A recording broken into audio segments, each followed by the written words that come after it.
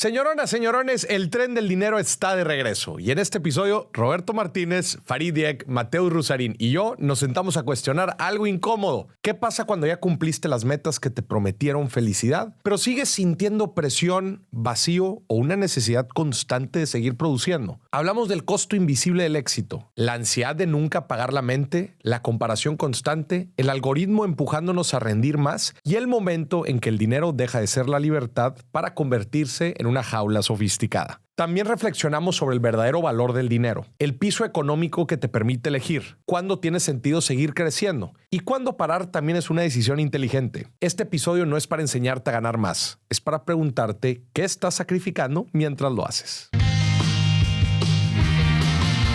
Señoronas, señorones, voy a interrumpir rápidamente este video para decirles que tenemos el objetivo de llegar a 1 millón de suscriptores en nuestro canal de YouTube. Y ya vi que muchos de ustedes no están suscritos al canal. Gente, échenos la mano si les gusta el contenido que estamos poniendo aquí en el canal. Suscríbanse, dale click a la campanita para que les lleguen las notificaciones de nuestros nuevos videos y así podamos llegar a nuestro objetivo del 1 millón. Gracias. Señoronas, señorones, bienvenidos a un nuevo episodio de El Tren del Dinero. Episodio anual, güey. Episodio anual. Episodio anual. Cualquiera que nos viera, güey, el episodio pasado y este diría, bueno, por lo menos ve a Mateus y dice... Sí. Pasaron 10 años.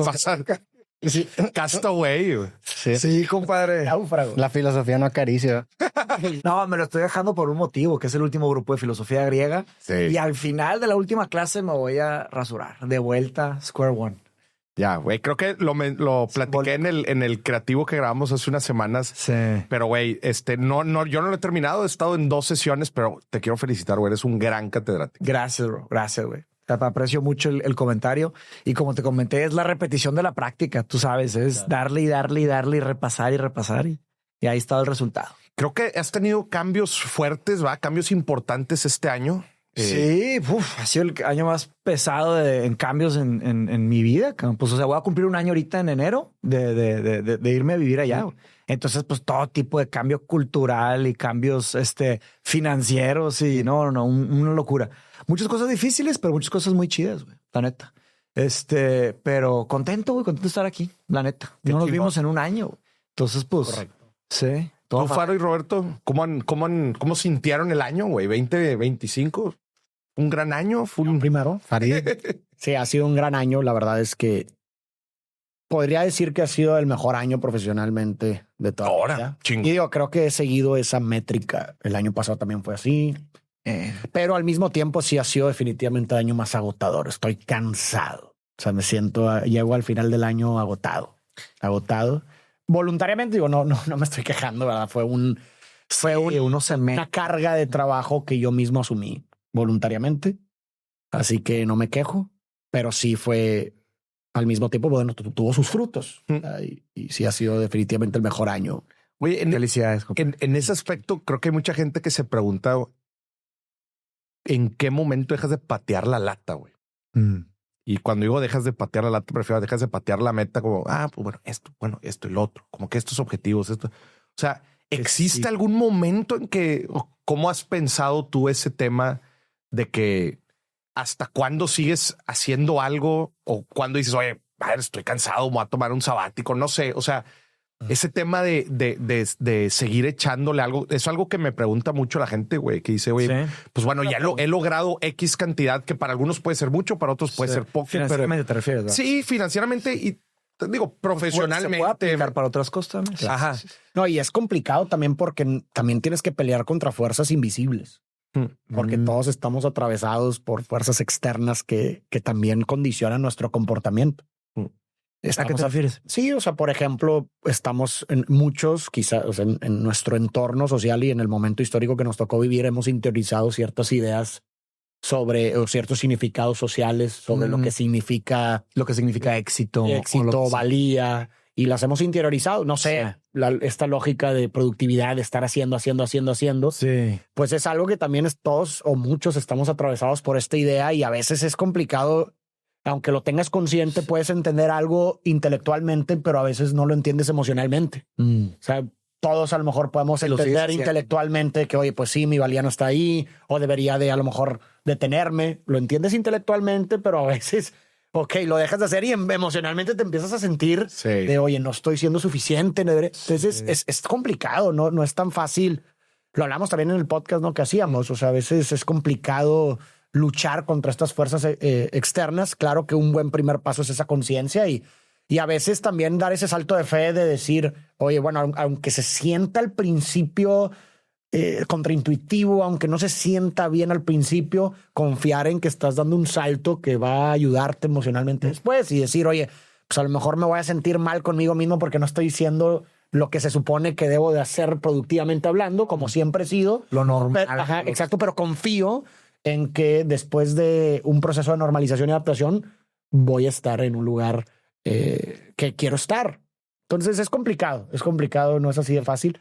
Yo, en lo personal, pues sí es un constante replanteamiento de metas. O sea, oye, ¿por qué estoy haciendo esto? ¿Para qué lo estoy haciendo? ¿Esta es la mejor forma de llegar ahí? ¿O ya es un buen momento para desacelerar en esta parte e ir reenfocándome en otras cosas que son importantes para mí? O sea, creo que ese ejercicio de reactualizar tu jerarquía de valores es importante, porque en ciertos momentos pueden ser una cosa y en otros momentos otra, no siempre son las mismas, y es importante ese ejercicio para ir reactualizándolas y ya ir con base en esa reactualización, pues ir enfocando tu energía y enfoque a esos nuevos valores que en ciertos momentos de tu vida están empezando a tener mayor importancia. O sea, como quizás no es dejar de patear todas las latas, es dejas de patear una en específico, ¿no? Y luego te cambias a otra y vas cambiando a otro, ¿no? Pero yo sí lo veo como si fuera una lata.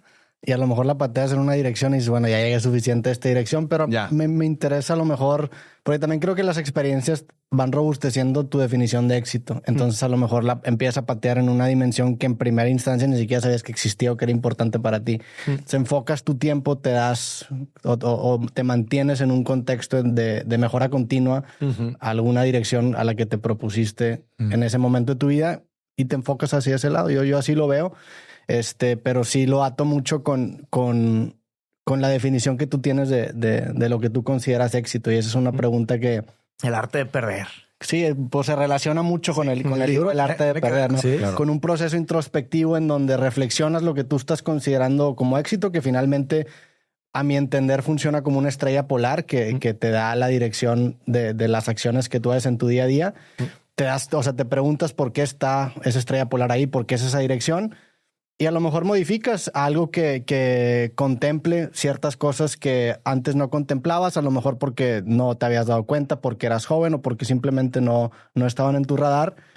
Y en mi experiencia personal, pues robusteces esa definición de éxito y ya en la parte económica, por ejemplo, en mi caso, pues marco un piso y digo, mientras esto siga funcionando, pues tengo la fuerza de voluntad disponible para dedicársela a otras cosas.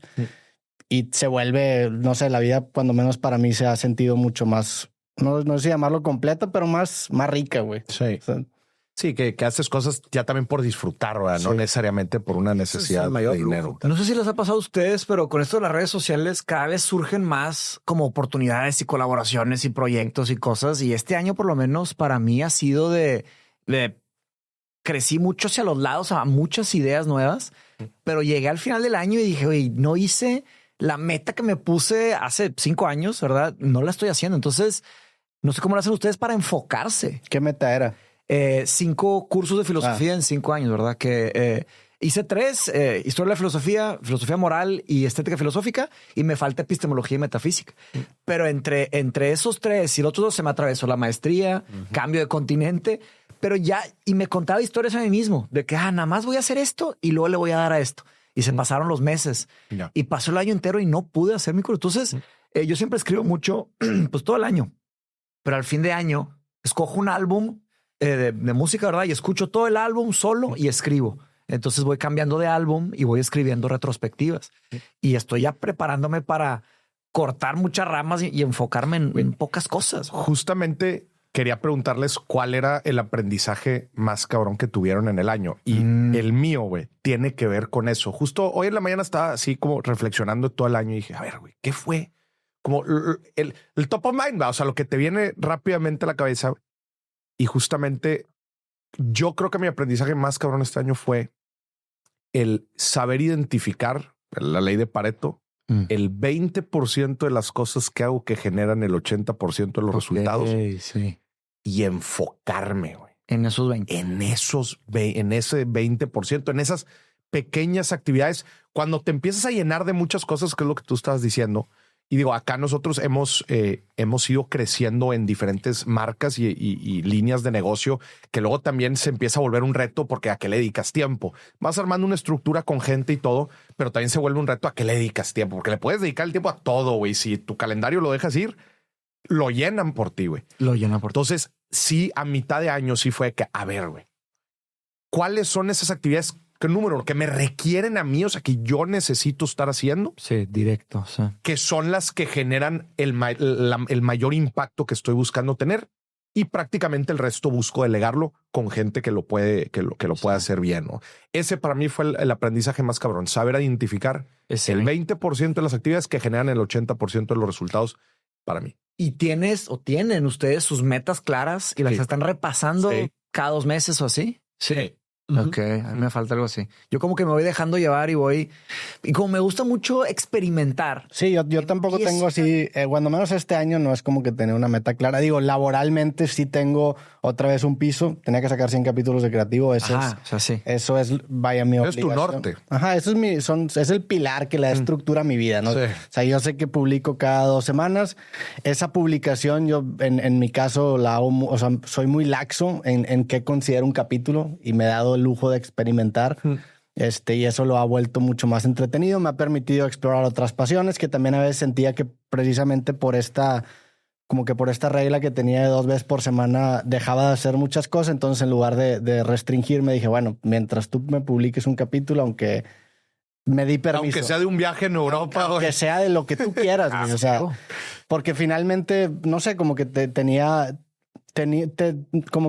esta última etapa para mí ha sido mucho de como que rascarle un poquito a lo que significa hacer un podcast, a lo que significa hacer mi trabajo y como que encontrarle un elemento, no sé llamarlo más artístico, más de autor. Como que por ejemplo, a mí en la música siempre me gustó mucho el perfil de singer-songwriter y eso lo quiero aplicar de alguna manera a mi podcast. Y lo he hecho con esos capítulos. No. Entonces, yo en ese sentido, la meta que tengo pues es no fallar en esa cuestión laboral, pero fuera de eso no, o sea, no es como que estoy trabajando, bueno, no menos este año no, en años anteriores sí, pero este año no estuve trabajando hacia algún lugar en específico. ¿Qué fue lo más cabrón que aprendiste este año, Roberto? Yo creo que lo que más creo que me cambió fue el entender el impacto que tiene mi bienestar físico en mi performance, o sea, ya hablando de la parte profesional, en la parte profesional. O sea, como que a veces creí que estaba peleado el tema de cuidar, hacer ejercicio, con la parte profesional, creía que era uno u otro. Y hoy en día me siento mucho mejor, me siento con mucho más energía. A lo mejor en un principio, pues si te avientas un workout y estás jodido todo el día, pero a largo plazo da resultados que creo que había subestimado por mucho tiempo y eso yo creo que con eso me quedo este año. O sea, también parte familiar, digo, eso es algo que platiqué, me acuerdo, desde el tren pasado. Eso sí le he dado continuidad y sí lo logré cumplir. Pero yo creo que eso, güey, yo creo que antes como que tenía una visión muy, muy unidimensional de lo que era mi trabajo y hoy en día creo que es más disfrutable para mí también. Y es que a mí también, cuando entendí eso, también lo relacionas con que, güey, te das cuenta pues que no son sprints estos, güey. O sea, no es de que, ya, por fin voy a alcanzar llegar a tales objetivos así. Pues no, güey, o sea, en realidad es un maratón. Toda la vida. Exacto. O sea, tienes que crear como tu propio estilo de vida que pueda soportar el trabajo que estás queriendo hacer. Te avientas un sprint, por ejemplo, este año, el 2026 cumple 10 años creativo. Te avientas un sprint y ya pasan, no sé, 5 años y se termina y dices, aquí sigo, ¿y ahora qué? O sea, en ese y ahora que encuentras un balance. Güey, leí un libro buenísimo sobre eso que se llama Finite and Infinite Games. Yeah. Juegos finitos y juegos infinitos. ¿Lo han leído? ¿Lo han escuchado?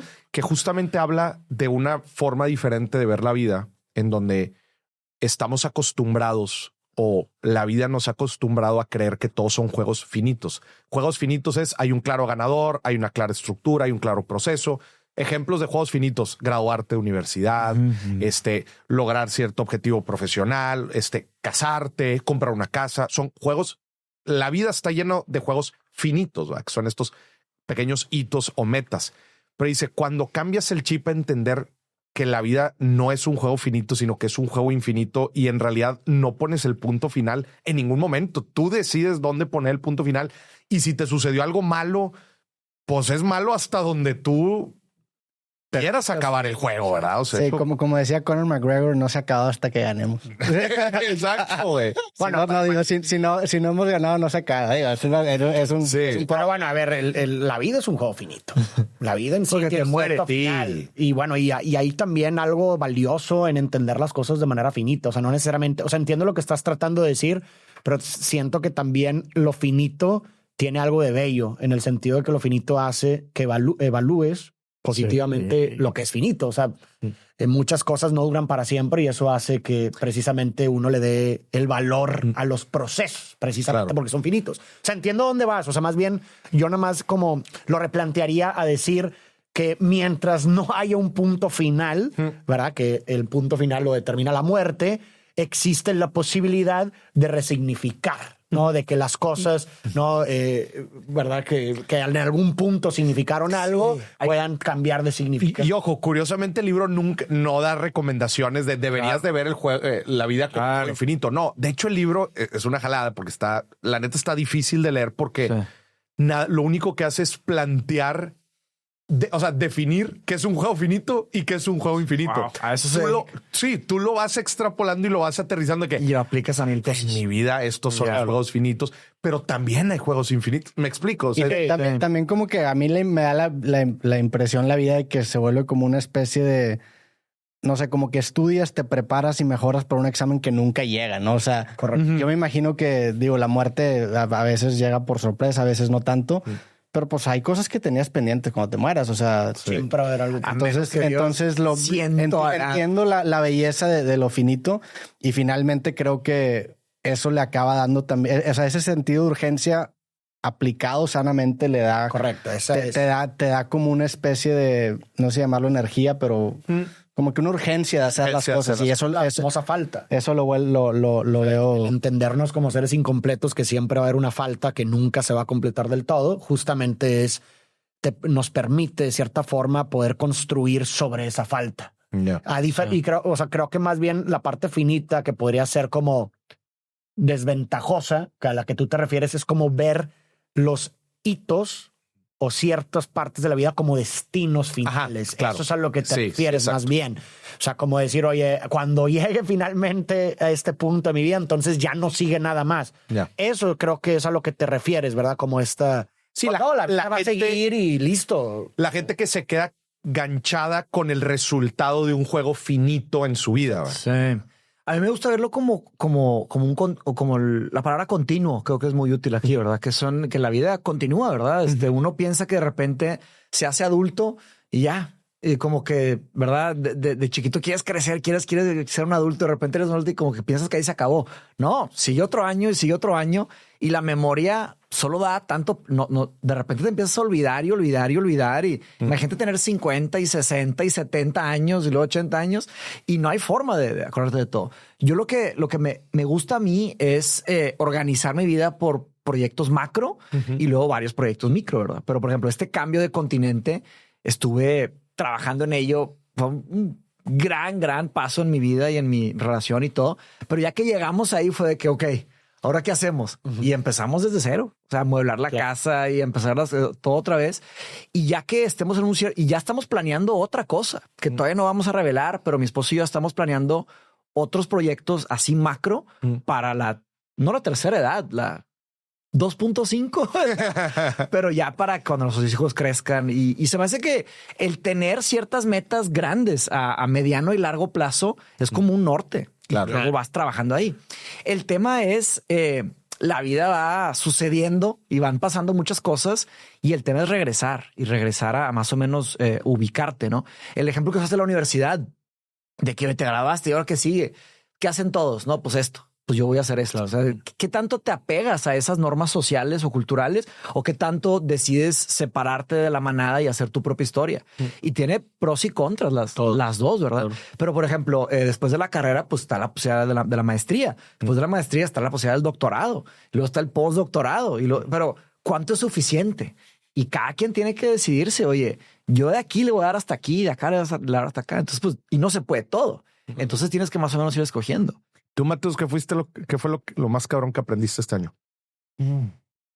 Hombre, aprendí muchas cosas. Demasiado, carnal, demasiado. Pero siento que este año ahora sí estoy casado de verdad. Sabes, como que porque allá estamos nada más nosotros dos. O sea, no tenemos ningún tipo de red de apoyo. Entonces aprendí muchísimo de Patty, de mi pareja, y de lo que es en realidad el valor de los amigos, de la familia, de los hermanos, y pues los extraño a todos mucho.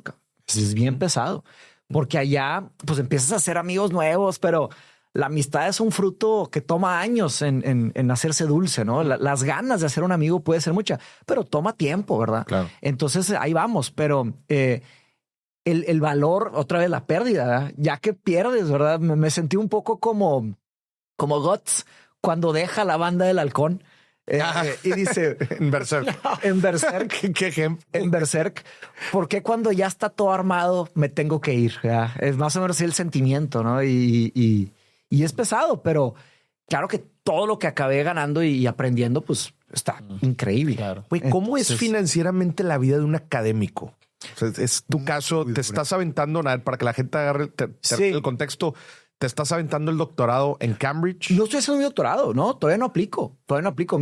Acabé mi segunda maestría y apenas voy a ver para aplicar el doctorado, pero mi prioridad ahora es que mi esposa haga su maestría, que haga su segunda maestría. Me encantaría que le hiciera. Está interesada en hacer una maestría en Cambridge en Historia del Arte, pero la vida del académico es dura. Yo me considero un académico independiente o un investigador independiente. Porque académico ya tiene que ver que eres parte de una universidad. Yo no soy parte de una universidad. Yo hice mi propia sociedad de conocimiento, pero la vida del académico es dura. Y de hecho yo decidí no hacer una vida de académico porque, pues primero, la paga no es mucha. Sí. Unos pues, como futbolista, ¿verdad? Unos pocos ganan una fortuna. Sí. La mayoría. Sí. Pero, o sea, ¿cómo es un investigador celebridad? Igual los premios Nobel o qué. Es que mucho tiene que ver con los libros. Pero también de repente puestos a largo plazo, de repente tienes un tenure, ¿verdad? Un emeritus professor. Pero también, ¿qué tanto es tanto, verdad? Si lo comparas con un emprendedor, ¿verdad? Igual es muy... Y también depende del país. Aunque más o menos, prácticamente cualquier país no paga muy bien. Entonces tú puedes ganar mucho por libros, pero de forma independiente o por consultoría. Depende mucho de la mente administrativa. Pero en general, y esa es mi opinión, ¿verdad? Si alguien no está de acuerdo, pues cada quien tiene el derecho a tener su propia opinión, pero yo pienso que se abusa mucho de los académicos, porque el propio concepto de académico viene desde Platón, de la academia de Platón, en donde pues era la búsqueda de la verdad y era gratis estudiar. Entonces, como que más o menos se enganchan de eso y dicen, no, pues tú vas a buscar la verdad, ¿verdad? Y hazlo en el nombre de la verdad, no en el nombre del dinero. Sí. Entonces, y a veces se hace con los artistas también. Muchos raperos. Ahí está. Sí. Los raperos es mal visto que cobraban cuando empezaban porque ¿te acuerdas? No era true, no era hip hop. Aquí en México. Aquí en México. Pues no sé si en Estados Unidos, pero aquí en México definitivamente sí. Entonces, ¿pero por qué? Güey? Tienen derecho a cobrar y a comer. Güey. Sí, pues es una narrativa que beneficia a los que están arriba. Exactamente. Me acuerdo con cuando estaba viendo si entraba al doctorado, hablé con un asesor que pues él es académico y está estudiando en Harvard y la chica. Y le estaba platicando, oye, pues mira, a ver, tengo estas ideas y mira, creo que lo puedo aterrizar así y pudiera hacer tal negocio y todo. Y de repente me dice, Maurice, detente.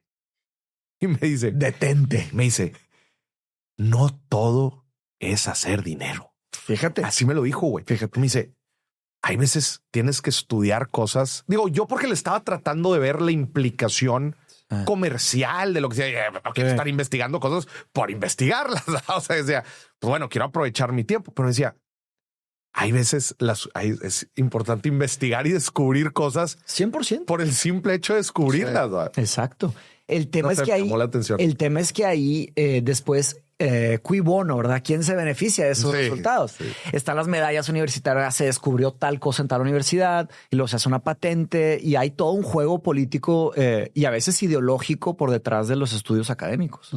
Pero la verdad, muchos de los países más avanzados dependen de los avances de sus investigadores, porque de repente sale una cura de algo o una tecnología de algo y dependiendo de las credenciales y las afiliaciones de la universidad, pues se disemina o se privatiza. O sea, hay todo ¿verdad? Y yo creo que los académicos producen unos valores increíbles,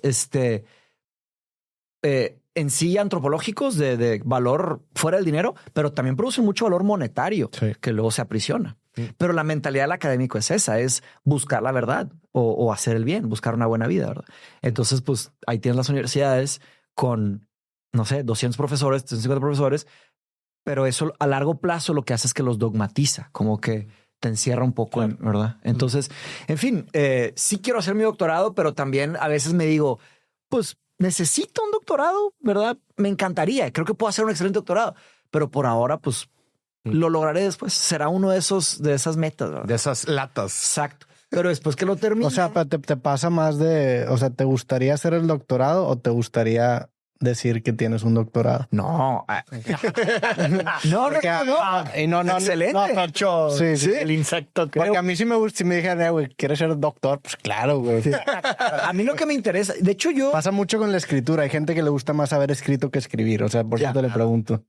Completamente el proceso. Yo creo que el entrenamiento de un doctorado, que tú nos puedes platicar cómo está haciendo esa experiencia, creo que es un tipo de entrenamiento que nada más te lo puede dar. O sea, estar haciendo una conversación intelectual con una persona que es una eminencia en un tema y estar clavándote años en una investigación te deja, no solo te deja una investigación original, sino que te deja la capacidad de hacer. Sí. Y ya que entiendes te eso, compruebas a ti mismo que eres capaz de hacer algo así, ¿no? Cuando platicamos lo que me estabas diciendo que querías perseguir a un paso más académico, yo le dije, compadre, dale la grande, güey, vete a las, sabes, tienes una capacidad increíble. Podrías escribir un doctorado increíble en algo que no existe, ¿sabes? Y después te quedas con eso. No solo con lo que produces, sino que con el proceso. La inteligencia. Es un entrenamiento. Ese proceso para mí ha sido lo más chido que he visto en el doctorado. El proceso de generar conocimiento nuevo. Y es un proceso repetido, nada más que el saber la estructura formal de hacerlo bien, de, a ver, pues consigue cuál es el conocimiento state of the art en el área. La vanguardia. Lo consigues, que ese es pues el marco teórico. Luego, a ver, ¿qué de todo eso tú puedes aportar algo? Y eso que ¿dónde falta? ¿Dónde están los gaps? Y la pregunta importante, ¿cómo llenas esos gaps? O sea, ¿de dónde? ¿Cuáles van a ser? Bueno, acá como es econometría y por ser tema de finanzas. Finanzas personales me dijiste, ¿verdad? Sí, es nudging, que tiene algo de psicología, pero es ¿qué experimentos necesito correr para probar las hipótesis que tengo? Que esas hipótesis van a llenar los gaps de los que estamos hablando. Sí. Y entonces, pero tiene cómo diseñas un buen experimento, de dónde vas a obtener los datos, qué te van a decir los datos. Oye, refutaron, validaron tus hipótesis y está bien. Y terminas.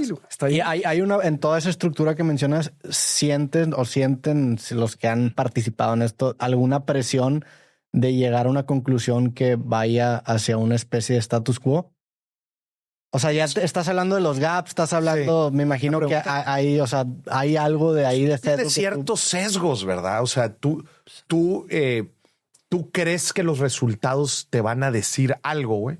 Y luego mucha gente cae, y esto lo he platicado mucho con los maestros, mucha gente cae en el sesgo de validación, güey. De decir, pues tengo los datos y yo creía que te voy a poner un ejemplo, que una recomendación financiera iba a mejorar la capacidad de ahorro, etcétera, de la persona. Pues bueno, yo puedo machacar los datos, analizarlos, verlos, modificarlos para decir la película que yo quiero hacer. Sí. Y ahí mucho la gran crítica de estos de, oye, un año el huevo es cancerígeno y el otro es el mejor alimento que hay. Pues sí, güey, es donde está el billete que tú, pues los mismos datos los acomodas para decir la película que tú quieres que diga. Y por ejemplo, en eso, o sea, en una tesis, ¿quién es tu audiencia? O sea, ¿quién te dice, Maurice, es una buena tesis? O sea, tienes un comité. El comité, o sea... Tú seleccionas un comité de asesores que son... Sí, que es un grupo de profesores que... También eso te condiciona indirectamente. ¿Sabes que a qué audiencia tienes que complacer, entre comillas? Sí, y también qué lenguaje habla cada uno, ¿verdad? Sí, yo en mi comité, pues tengo a un profesor muy bueno en ciencia de datos, que él se va a ir duro con, a ver, güey, ¿de dónde sacaste los datos? Y déjame valido que lo hayas hecho bien.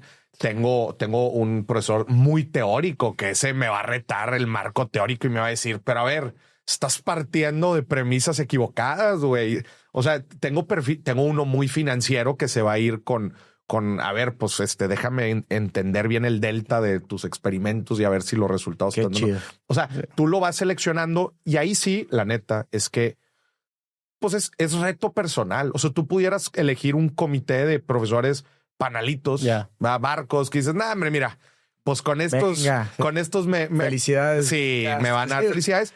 Pero no, la neta, yo sí seleccioné un comité de un set de 5 profesores. Pues la neta lo seleccioné porque para mí fueron los mejores profesores tanto en maestría como en el doctorado. Dije, estos son los mejores, güey. Estos son los que me van a meter los golpes más duros. Pero bueno, pues la neta, pues es lo que te va a hacer crecer, ¿verdad? Es lo que te va a hacer aprender. Y va a ser un trabajo en el que tú te enorgullezcas. Te enorgullezcas. Oye, güey, pues seleccionaste a puro panalón. Pues te van a aplaudir. Claro. La neta. Así lo veo. Sí. A nivel filosófico me pasó, bueno, también la maestría que hice en Cambridge es una maestría muy nueva. Entonces hay académicos increíbles, pero todavía se está formando apenas la facultad de inteligencia artificial. Es una cosa muy nueva, aunque ya existe desde los 50 como concepto. Los billetes empezaron a entrar fuerte desde que empezó, o sea, el gran verano de la inteligencia artificial. Llámale, no sé, 2022, 2023, ¿verdad? Entonces empezó a fluir y el próximo año va a ser año récord de inversiones en inteligencia artificial. Entonces, que empieza a entrar la lana, empiezan a contratar más y empieza a crecer. Pero una cosa que noté muy rápidamente fue, hablando de ideologías y quién decide las preguntas y qué es bueno y qué es malo, pues notas ahí que hay un tipo de barda dogmática de que qué tipos de preguntas podemos hacer, qué son buenas preguntas, qué son malas preguntas. Y, por ejemplo, lo que noté es que, por ejemplo, por lo menos cuando yo hice la maestría, no se hablaba de la economía de la inteligencia artificial. Hablamos de la historia de la inteligencia artificial, hablamos de la psicología, de la filosofía, hablamos de la legislación, governance, todo eso. Pero la economía... y la political economy, la economía política no se hablaba. Me refiero al tema de la desigualdad, por ejemplo, ¿no? Entonces, y yo, oye, ¿por qué no estamos estudiando esto? Cuando hoy es un tema que está explotando, ¿verdad? Enormemente. Y ahí te das cuenta de que no, como que no les convenía por los sponsors de la maestría. Sí. ¿Quiénes estaban pagando la maestría? Cui bono, otra vez. ¿De dónde viene la raíz, verdad? Entonces, ¿y quiénes la estaban pagando? Pues prefiero no revelar los nombres de las empresas, pero... No los nombres, pero... Tech industry. Sí, o sea, claro que el tema de la ética, mucha gente se piensa que, la ética funciona para hacerlo correcto, es para hacerlo correcto, pero a nivel empresarial te puede ahorrar fortunas. Porque si haces cosas, una cosa es lo legal y lo no legal, pero lo ético y lo no ético a largo plazo te puede tronar tu negocio, tu trabajo, tu todo, ¿verdad? Entonces estaban interesados en investigar ciertos problemas. Pero no cuáles problemas y por qué esos. Ahora, entonces la ventaja es que tienes acceso a esas personas brillantes que te pueden tronar tu trabajo y te hacen reconstruirlo. Como investigador independiente estás como que navegando tú solo y dices, oye, tienes otros retos como investigador. Entonces por eso yo pienso que por ejemplo, si yo hubiera desarrollado mis cursos de filosofía dentro de una universidad, bueno, nunca lo hubiera podido, porque las universidades más o menos te direccionan por dónde trabajar, ¿verdad? Pero como creador independiente, que todos ustedes tienen su autonomía total. Nadie viene a decirte cómo hacer las cosas. ¿El público o qué? Pues el modelo el algoritmo, las plataformas, la monetización, o sea, las políticas. Entonces, sí está, exacto, las fuerzas invisibles. Eso sí, pero por ejemplo, si vas a hablar de cine o de anime o de... Sí, mientras te mantengas entre los carriles, coges, sí. Eso sí. Sí. Sí, 100%. Para tener éxito. Si no, pues puedes tener bien poquito de éxito y haces lo que tú quieres. Pero bueno, no ganas condicionado dinero, por... O sea, entiendo lo que dices, pero al mismo tiempo, por ejemplo, el hecho de que lo tengas que hacer en video, ¿cierto? Límites de formato. O sea, estás jugando dentro de un encuadre. Estamos en empresas. Explico. O sea, estás jugando dentro de un encuadre. Son corporaciones. O sea, no tienes una libertad ilimitada para poder hacer lo que tú... No, o sea, ya incluso el poder compartir lo que tú quieras, pero tenerlo que compartir en un formato video, ya estás siendo condicionado 100% por ese encuadre invisible. Pero si quieres cambiar de formato, puedes. Seguirás en otros bardas invisibles, pero diferentes, ¿verdad? Sí, o sea, nomás te mueves entre bardas invisibles. Pero estamos de acuerdo que es muy diferente a estar en una empresa o a estar en una universidad. Ah, no, claro. Pero cada uno juegas dentro de sus bardas. Cada uno tiene sus bardas. La otra es irte a la calle con un altavoz y empezar a gritar, ¿verdad? Que es otro tipo de... Claro. ¿verdad? Y depende de qué grites. También grites. Pero te meten a la cárcel. Te matan lugares. Te matan. Sí, depende de qué país lo gritas. Pero bueno, tenemos más autonomía que la mayoría de las personas que trabajan. Espero. O sea, por supuesto. ¿Sí? Oye, hablando de los empleados. O a lo mejor estamos tan bien manipulados que nos sentimos de esa manera. Es que sí somos empleados. Sí, no. De hecho, extrañé tu frase de las camisetas, güey. En el capítulo pasado que grabamos que decía, ya trabajas para ellos. Ya trabajas para ellos. Me iba a traer una, pero dije, no, sí, güey, te lo habías traído. Es más, yo tenía curiosidad. Eres como una galleta de la fortuna. Sí, iba a traer otra, güey. Sí, a ver, ¿qué va a decir? Porque al chile están chidas las frases. Gracias, o sea, no lo digo gracias. Me iba a traer la tecnología no es neutral, pero dije, ya, güey, dale suave, porque yo no soy un vato político, pero me estoy haciendo político contra los tecnofeudalistas, güey. Pero y hay un activismo surgiendo contra la ética de la inteligencia artificial. Pero o sea, masivo, yo te veo a ti como pionero de ese movimiento, entre otras personas, ¿no? ¿Así te percibes tú? Sí, pero me faltan... Y es raro, como que sacan el efecto Dunning-Kruger, ¿no? Que es de que mientras menos sabes de un tema, con más confianza lo dices. Mientras más sabes de un tema, menos te atreves a compartirlo. Y los académicos... Así es, güey. Que debatíamos que por eso igual y no querían ir al podcast. Exactamente. Que dices, todavía me falta. Es que opinar de algo de verdad requiere mucha cautela. Y le agregas el elemento de que es algo tan nuevo que sí cambia mucho más rápido, güey. O sea... Demasiado. En un año... Nada más que sí noto que mi nuevo trabajo con inteligencia artificial me está distrayendo de mi trabajo fundacional de filosofía, ¿verdad? Y un comentario que hicieron en uno de los videos que subiste, decían, Mateos, y las redes sociales te han llevado a Cambridge, no sé qué. Y dije, espérame, compadre, lo que me ha llevado a Cambridge ha sido la calidad de mi trabajo como maestro y la calidad del trabajo de mi esposa como artista. Y las redes sociales me han ayudado bastante a conseguir alumnos y todo esto. Nada más que siento que me falta todavía más trabajo todavía en las bases para poder usar ese trabajo para aplicarlo a inteligencia artificial. Que yo creo que ahí puedo aportar mucho valor, pero es muy peligroso. O sea, dar consejos o decir qué hacer es una cosa bien delicada, ¿verdad? Sí. Y hay gente que no tiene, ¿verdad? Que de repente hay todo tipo de ejemplos en internet, ¿verdad? Pero en fin, yo creo que sí puedo hacer bastante trabajo bueno ahí. Mi sección de RIP se trata de eso, de inteligencia artificial, ¿verdad? Pero no sé. ¿Cuándo estás listo de pasar de la teoría a la práctica? Se me hace una pregunta interesante. Y como creador, estás todo el tiempo entre esas dos, teoría práctica. Sí. Iba a dar un dato interesante que ayer lo vi en una junta que tuve con la agencia, que la agencia pues es la misma que nos representa a todos, que cómo evolucionó la industria de los creadores este año. A mí ya no, ya no estoy en el... ya no estás en el... No, pues porque me cambié de continente. Ya no tiene caso. Ya no tiene Pero si regreso. Pero un dato interesante es que por decir así, datos en general, o sea, la agencia creció al doble. O sea, algo sucedió comercialmente hablando en la industria de los creadores en el 2025. Y yo le preguntaba a nuestro manager, le preguntaba, güey, ¿cuál es tu lectura? O sea, ¿qué es lo que está pasando en la industria? ¿Por qué está creciendo tan cañón, güey? Y me dice, este año fue el año en donde se consolidó comercialmente hablando la industria de los creadores. O sea, antes, todos estos años atrás que llevamos en esta industria, había que evangelizar a las marcas. No, oye, es que nunca he hecho influencer marketing, es que nunca he comprado un episodio de podcast. Oye, jalará, no jalará. Y tenían que hacer una labor muy fuerte de evangelización y decir, a ver, esto funciona así, te puede traer estos beneficios, etcétera, etcétera. Dice, en el 2025 eso ya no sucede. O sea, acá ya las marcas saben de los beneficios, saben, ya tienen un presupuesto específico. Entonces ya literal llegan a comprar como en un restaurante. A ver, dame esto. Está cañón. Y este año se sintió ya la solidificación de la industria y de todo el billete que está generando, güey, la industria de los creadores. Güey, está cañón. En México en particular. Güey. Wow. Qué fuerte. No sé, pues eso también. Sí. Se pone. O sea, me da muchas cosas que pensar eso, pero sí estoy de acuerdo. Pero no sé, como que también el hecho de que ya esté tan sistematizada la manera de contratar opiniones, digo, a grandes rasgos también. Sí, está. También, jala, a ver, o sea, vaya, a lo que voy es que cuando empezamos en redes, este elemento como que disruptivo, incluso hasta punk de ser creador, ya no está ahí. ¿Qué va a ser? O sea, a mí me interesa. ¿Qué es lo siguiente? ¿Qué es lo que sigue? ¿Y qué podría ser, güey? Pues veremos. El siguiente año te diré.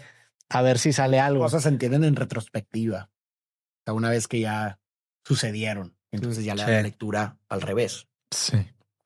Sí, no sé. A mí, o sea, si bien obviamente me dedico a esto, esa parte como que sí no me encanta, si te soy sincero. Pero también, pues me da gusto. O sea, me da gusto por la industria. O sea, la neta sí creció a un nivel en donde ya existe una carrera a partir de, creo que hay gente que se mete a esto por razones o intereses completamente diferentes a otras personas. Hay personas que literalmente se meten para tener seguidores, lo cual a mí no, o sea, vaya, no es la manera en la que a mí me gusta tratar esa carrera, pero también entiendo que finalmente es la evolución de, no sé, como que ya con el paso de los años también pues uno dice, no, pues en mis tiempos, ¿no? O sea, yo creo, yo tengo cuando menos esta manera de ver las nuevas, o la edad a partir de las nuevas tendencias y las nuevas tendencias que surgen como, o sea, la manera en la que las procesas como el metabolismo, ¿no? O sea, es muy diferente tener 18 años y que te digan esto y digas chingón, pues no tienes un precedente cómo hacían las cosas. Sí. Ya que tienes como un modus operandi tantos años, ya que venga algo o sea, ya se vuelve complicado adoptar. Pero pues eso me imagino que es envejecer. Entonces también lo tomo con... Pues lo que me decían, que me decías, Faro, de que cuando empezaron de que hacías 1 o 2 videos al mes y es de que, güey, te la bañaste, estás haciendo un chorro, güey. Exactamente. Digo, también la manera, o sea, vaya, lo efectivo que eras a la hora de grabar, editar a comparación de ahorita y la tecnología que tenemos hoy en día, desde las computadoras y las specs técnicas hasta las cámaras, hasta las cosas que hoy existen. O sea, hoy en día ya existen para el creador muchas cosas que le facilitan mucho el trabajo. En ese momento era nadar en contracorriente porque no existía una industria en una cuestión técnica que favorecía a los creadores. O sea, por ejemplo, en ese momento, o sea, cuando yo empecé, no existían cámaras pensadas para el blogger. O sea, era algo nuevo. Claro, entonces agarraron las DSLR, que era lo que más se parecía, pero tenían límites ahí de videos que no podías grabar más de 19 minutos porque un tema de impuestos a la hora de importar cámaras en distintos países les ponía una limitación de que si graban más de 20 minutos eran cámaras de 20. Entonces te topabas con todas estas trabas burocráticas que hacían mucho más complicado el trabajo. Hoy en día ya es una mamada lo que tenemos. Ya hay cámaras de este tamaño que graban en 4K como cine en RAW. Hay micrófonos de este tamaño que graban increíble. Hay software de procesamiento de audio y video que prácticamente vuelve obsoleto micrófonos así de caros, que también vuelve mucho más y hay apps como CapCut que le das 2, 3 fotos y te hacen un video que dices a la madre, lo hicieron en un estudio, güey. ¿Qué piensan ustedes sobre estos me topé? Típico en Instagram que ves algo y de repente le mueves y te aparece un reel de algo random, ¿verdad? Muchas veces me aparecen mis compadres, pero a veces me aparecen cosas nuevas, güey. Y digo, ¿por qué, güey? Y me apareció... ¿Te enfurece o no te enfurece? Normalmente me enfurece, güey. A menos que sean corgis. Son corgis y digo, muy bien. Le doy like para entrenar al algoritmo. Pero cada vez es más difícil entrenar al algoritmo. Cada vez el algoritmo ya no obedece exactamente lo que... Bueno, ¿qué significa entrenar al algoritmo? Los algoritmos los están entrenando a nosotros. Nos están nudging, que el hyper nudge, tienes que meter el hyper nudging, que es el concepto del nudge a un nivel de hipervelocidad. En fin, luego te mando un paper de ese tema. Pero me salió... Cada vez se vuelve más sofisticada la manera en la que el algoritmo entiende la interacción con el usuario, que ya incluye dentro de la misma interacción me está intentando entrenar. O sea, así lo percibo yo, ¿no? Tal vez. O sea, es que ya es dato. Pero también está la necesidad de vender, de empujar algo. No, y una cosa... Sí. No, claro. O sea, una cosa es lo que el usuario te dice. Es la intenta, exacto. Pero en esa persecución de ese objetivo, yo acabo de experimentar, creo que le contaba, ahorita no me acuerdo a quién le estaba contando, que acabo de experimentar cómo una persona se radicaliza. A ver. Porque pues me pasó con algo que la verdad no era importante para mí, ¿sí? O sea, les contaba hace un momento, ahí te va, les contaba hace un momento que estaba haciendo un documental estudiando la figura histórica de Jesús. De Jesús, sí. O sea, eso es lo que estaba haciendo. Pues de alguna forma yo creo que en mi investigación y demás, pues el algoritmo interpretó que era un tema que genuinamente me interesaba desde el lado religioso, no histórico ni nada. Claro, biográfico. Entonces, güey, yo nunca me había metido a ni Instagram ni nada de eso, ni TikTok. Bueno, TikTok realmente no lo consumo, pero digamos que Instagram nunca me había metido realmente como a buscar contenido de Jesús y demás. Yo creo que lo ha de ver interpretado por algo que escuchó que yo dije en una conversación o algo. Pero digamos que de repente mi Instagram, que no tenía absolutamente nada que ver de ese tipo de contenido, me empieza a mostrar, pero ojo, no contenido neutro en sí. Me empieza a mostrar contenido de debate sobre una postura radical, ¿verdad? De algo que tiene que ver con el cristianismo. Y entonces, pues oye, empecé yo me sorprendí en una primera instancia y dije, órale, güey, qué curioso que me está mostrando esto. Entonces me iba bajando y cabrón, de nada empezó a publicación tras publicación. O sea, todo mi feed estaba lleno, pero ojo, insisto, es importante, de contenido no indiferente, no. Sí. Contenido que generaba. No ligero, güey. O sea, entonces, puntos contrapuestos. Posturos radicales de ambos lados. Que a ver, si tú a mí no me importaba antes, ¿sí me explico? O sea, como yo no era alguien que buscaba a través del lente religioso interpretar fenómenos, ¿sí me explico? Pero de repente te sumerges en esa espiral y pude entender cómo es que alguien que a lo mejor no tenía una postura radical sobre algo, al mostrarte todo ese tipo de lo armas, lo construyes, te radicalizas. Entonces, a lo mejor lo que para él no tenía una postura muy clara o no era a lo mejor un peón que peleaba arduamente contra una postura. Ya después de eso, no, hombre, ya se convirtió en un soldado. Sí. No, te puso 2 zanahorias enfrente y dijo, a ver cuál de las dos se come. Y luego ponerlo en tal cajita. Y muchas veces también este contenido, o sea, este tipo de contenido, como tú dices, quizá una persona no tenía la intención de participar en una conversación radical, pero haz de cuenta que le da una pistola. Sí. Te dice, pues bueno, aquí te doy esta frase, que la siguiente vez que te topes con este tema, tírala, a ver qué pasa. Entonces la tira y empiezan los putazos. Sí. Entonces vas a hacer cuenta que vas armando a los dos bandos. A los dos bandos. Les das galletitas, les das frasecitas. Exacto, y eso en una conversación. No sabes que lo que te radicalizó fue el algoritmo. O sea, no fue, tú crees que fue tu idea y de repente te encuentras a ti mismo 100%. Siendo un peón así, creyendo que estás peleando, defendiendo algo por lo que la realidad artificial te muestra y no supiste que al final de cuentas fuiste dócil a una intención que no fue tuya. Y eso creo que el ejemplo... O sea, esa es una pregunta religiosa, pero por eso lo aplicas a cualquier cosa. Estamos estudiando en RIP, estoy haciendo investigaciones en vivo y estamos leyendo un libro que se llama Propaganda, de Edward Bernays, el sobrino de Freud, y habla sobre las opiniones, ¿dónde vienen las opiniones? Y habla sobre cómo... la palabra propaganda viene de un papa, no sé, un papa romano, ¿verdad? El siglo... creo que 8 o 9, algo así, tiene que ver con propagar, ¿verdad? Pero también, si te vas más atrás, la idea de la propaganda viene del concepto de Platón de la noble mentira, the noble lie. La idea que usó Chomsky en Manufacturing Concept, la toma de Bernays, pero Bernays la toma de todo este tema, que es de que en las civilizaciones, los estados democráticos, no puedes usar fuerza bruta, tienes que usar fuerza suave. Sí. Entonces, los periódicos han sido maquinarias para establecer las opiniones públicas. ¿De dónde vienen nuestras opiniones? Uno piensa que es muy auténtico con sus opiniones. Claro que esa es una. La otra es, por ejemplo, Hollywood y otras cosas de movimiento. Y luego habla de la cantidad de asociaciones civiles que hay y de dónde toman sus ideas. Sí. Pero mucho nace de ciertas... de que... pues think tanks que se quiere que el público piense esto Y de ahí nace mucho. Y luego yo dije, no, pero hoy en día las redes sociales son más fuertes que los periódicos tradicionales. Pero la gente en las redes sociales, ¿de dónde toma sus ideas? No, y lo cabrón es que diferentes periódicos. No hay un rastreo de dónde salen.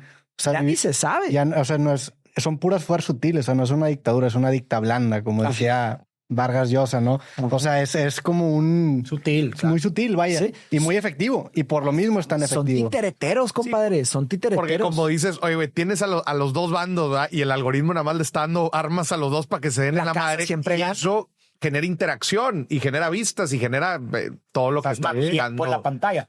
Claro. Eso es el famoso rage bait. El rage. Lo que vende, el rage, la ira ha sustituido al sexo como gancho.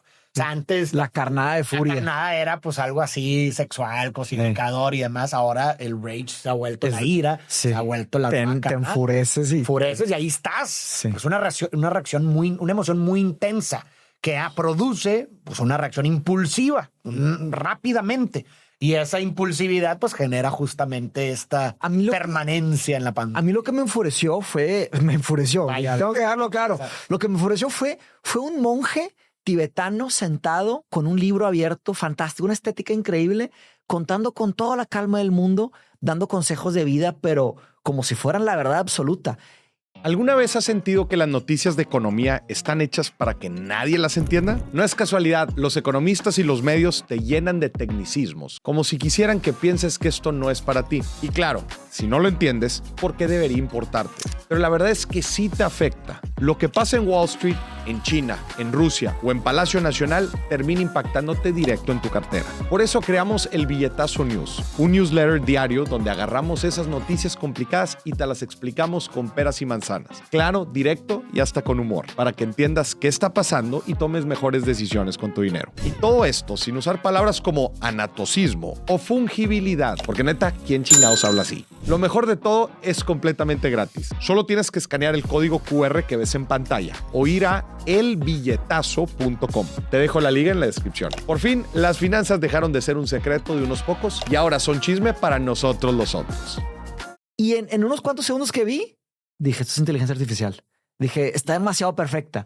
Me metí al perfil, eran, carnal, como 400 videos de ese monje. Reels, todo inteligencia artificial.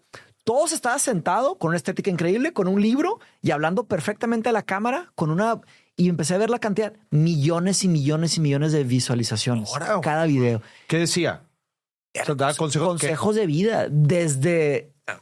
Me enfurecí tanto que lo dejé de ver, ¿verdad? Porque luego dije, ya estoy dándole segundos de mi atención y como lo uso muy poco, eso es un porcentaje enorme, güey. Me va a empezar a dar puro de esas cosas. Puro monje.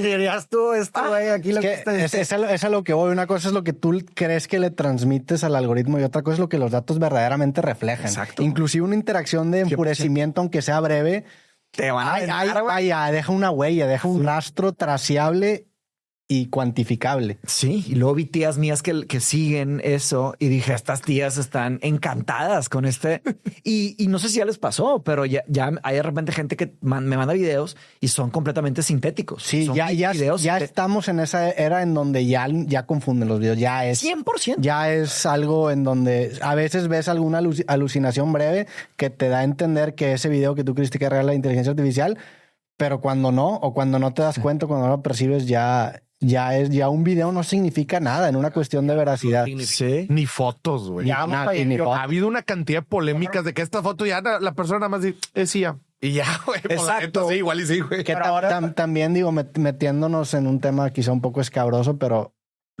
todas las fotos que están saliendo del caso de Epstein. Sí. En este momento, con esto que estamos diciendo, también es un peso diferente. O sea, eso pues salió más de shock. Sin apología, sin defender nada más. Poniéndolo en el contexto actual, una foto hoy en día representa algo completamente diferente a un video también. El año pasado. Claro. O sea, el año pasado. Pero el tema de esas fotos es que creo que esas fotos se podrían salvar de eso porque se consideran como fotos del pasado. Lo entiendo. Pues sin embargo están brotando en un contexto actual. O sea, entiendo eso y no, insisto, no lo estoy defendiendo. Yo no me importa si alguien sí, si alguien no va por ahí. Sí. Nada más a lo que voy. En este momento una fotografía significa algo completamente distinto. Pues tienes que meterte a los metadatos, ¿no? La metadata te refieres al significado en sí de la foto. Sí, o sea, lo que habla Roberto es que ya no el significado actual de una foto que cada vez está perdiendo su peso contamina la forma en la que ves esas fotos. Sí. Porque, si me explico, a diferencia que a lo mejor en 10, como dices, hace 2 años, el significado de una fotografía era completamente diferente. Y por lo tanto, con ese sesgo veías. En eso estamos de acuerdo. Igual los textos, porque desde un cierto punto en adelante ya un texto ya no sabes si es natural o sintético. Claro. Exacto. Y por eso mismo, yo creo que apenas todavía no llegamos al extremo opuesto, ¿no? De que ya se agota de valor ese tipo de cosas. ¿Me explico? Apenas estamos acercándonos para allá, en donde yo creo que en poco tiempo ya va a llegar así un punto radical en donde ahora sí ninguna foto vale por sí misma o ningún video vale por sí mismo. Sí. Tendría que haber otras marcas que, no sé. Ahora, ¿cuánto nos vamos a tardar y qué tan exitosos vamos a ser en explicarle a nuestros niños, ya que crezcan, y que sepan eso? Hay un campo que se llama la literacia mediática, ¿no? Literacy es alfabetización, sabes leer, escribir. Y hay media literacy, que es qué tan apto eres para entender falsedades y ser crítico con los medios que se te presentan. Esto lo estudié porque escribí un paper sobre media literacy en Finlandia. Finlandia ha sido un país que ha tenido que entrenar a su juventud porque han sido atacados por mucha propaganda por sus vecinos, ¿verdad? Por Rusia y pues por otros. Pero entonces desde niños les enseñan, oye, cuidado, que no todo lo que te dicen es verdad. Yeah. Y luego me puse a estudiar la historia. Desde los 80, 70 los empezaban a proteger, pero ya de grandes hoy esas campañas no pararon. Los gobiernos invierten fortunas, pero por ejemplo, para enseñarle a un niño qué es una fake news. Sí. Estamos enseñándole a los niños qué son fake news.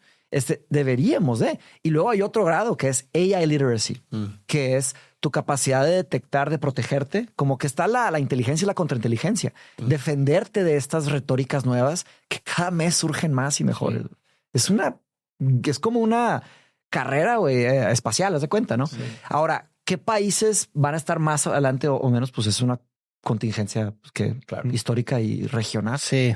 También creo que en este punto quizá de bifurcación entre la realidad que existe en redes sociales y la realidad que existe fuera de redes sociales, no sé si con el paso de los años se va a acabar acentuando más, que ya quizá va a ser, o sea, quizá a lo mejor a las nuevas generaciones nos va a tocar que nos expliquen de cierta manera de que, papá, no te creas, o sea, me explico, ¿no? Como tú le explicas, por ejemplo, a tu mamá que te comparte un video que le dice, mamá, eso sí, ya. Sí. O sea, no sé qué tanto. De que mira esos perritos, y luego, ¿y cuál es la consecuencia de que sea ya?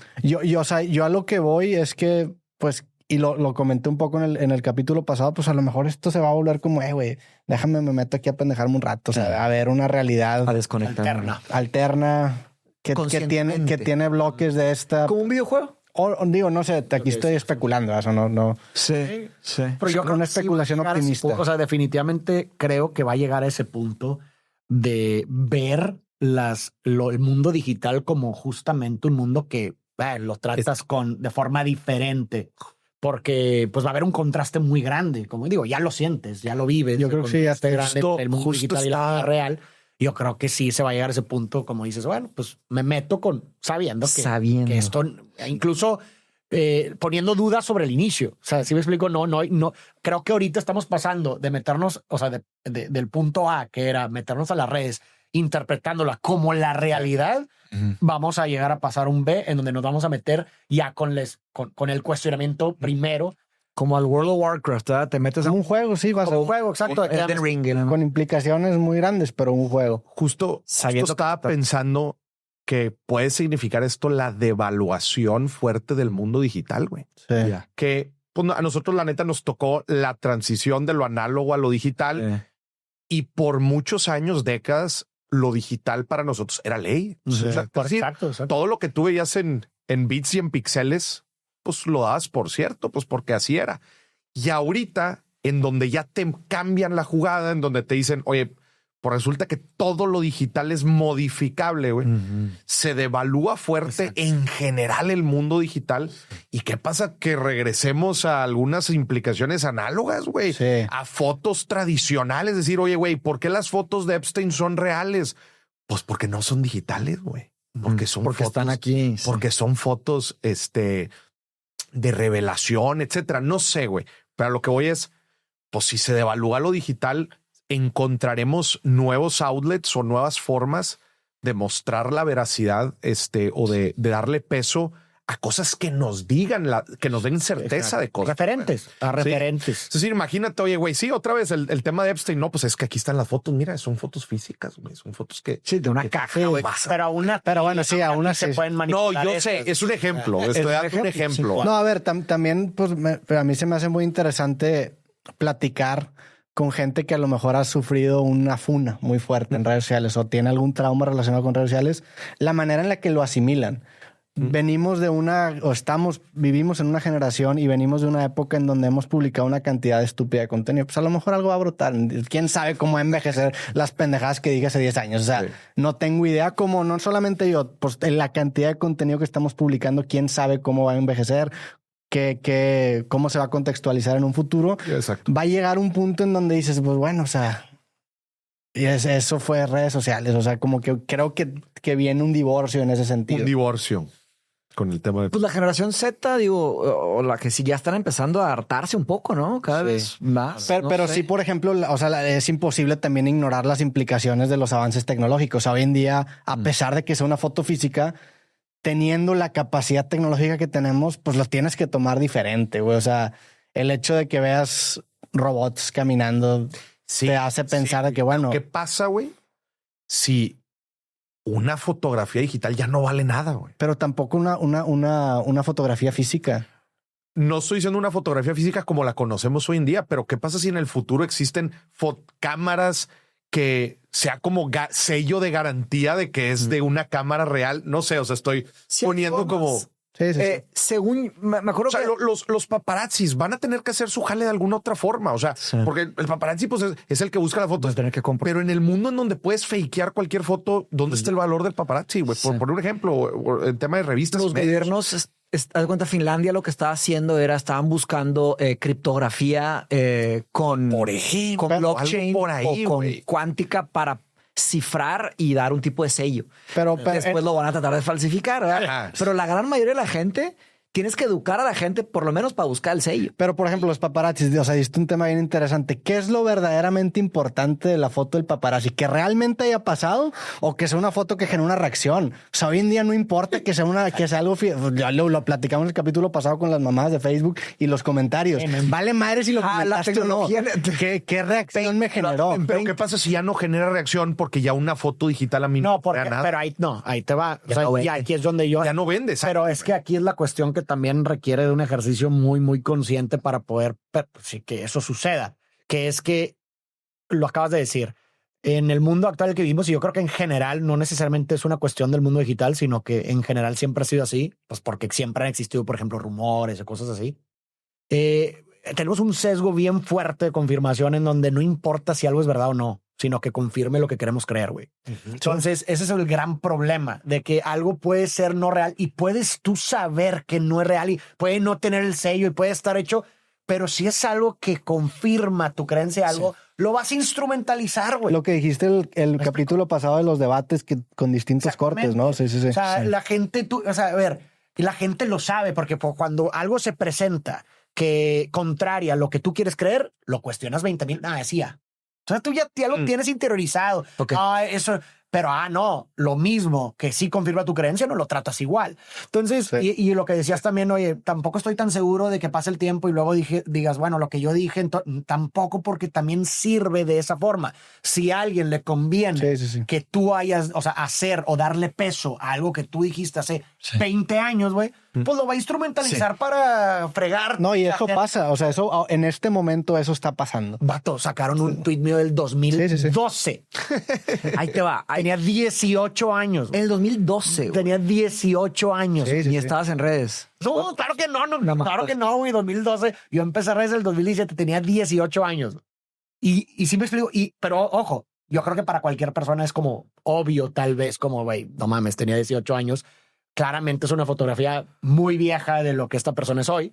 Pero aunque lo sepas, lo usas, lo mentalizas porque tú quieres que eso signifique algo. Y luego, pues mucha gente que también quiere creer eso, pues lo va a creer. Sí. Y así se siente, y así se van sentando y creando narrativas. Yo nada más para cerrar el punto. Como la pareja tóxica. No, es que tú dijiste hace no sé cuántos años. Sí. Yo creo que en el futuro van a existir, le voy a llamar herramientas o mecanismos de verdad. Y a ver, quiero ver qué opinas. Entonces, hay mecanismos de verdad, es decir, ¿qué es la verdad? No, Moris. No, pero tengo una buena respuesta para eso, creo. Que es decir, van a existir cosas que van a tratar de generar información, datos, lo que sea, que se acerque más a la verdad. Voy a usar el ejemplo, no se lo tomen literal, pero como si existiera una cámara que generara en sus fotografías un sellito que es, esta cámara sí experimentó. Como las cartas Pokémon, ¿no? Que tienen un grading. Ándale. El pedo es quién está detrás de esa empresa. De la verdad. Ahora, quien produce discursos. Pero sí, yo creo que, eso no lo veo nada. De verdad, no podemos vivir en esta época en donde todo es modificable, güey. Nada más, un paréntesis en eso. Un amigo, David Romo, creo que lo conoces, ¿no? Sí, yo lo conozco. David Romo me dijo, pregúntale a Moris de el tema de las inversiones en los trading card games que han subido más de valor que muchos otros assets. Dame un segundo. Ahí tienes cartas de Pokémon. Estaba esperando morir de que le preguntaran eso. Gracias. No manches. Gracias por poner. Tienes a Pikachu con sombrero. Pikachu Van Gogh, el gran Pikachu Van Gogh. Déjate platico la historia de este Pikachu Van Gogh, que le mando un fuerte abrazo a Matt Hunter, que lo entrevistamos aquí en el programa, que es un coleccionista de juguetes y en general, pues de muchas cosas. Él me consiguió este Pikachu Van Gogh. ¿Cómo sabes que es verdadero? PSA 10, es PSA 10. O sea, hay una empresa que garantiza y un estándar que el PSA 10 es una carta básicamente perfecta. Igual así van a hacer las fotos en el futuro. Sí. De casas certificadoras a que digan esto. Que tienen todas las de perder si les cachan una cosa falsa. Sí.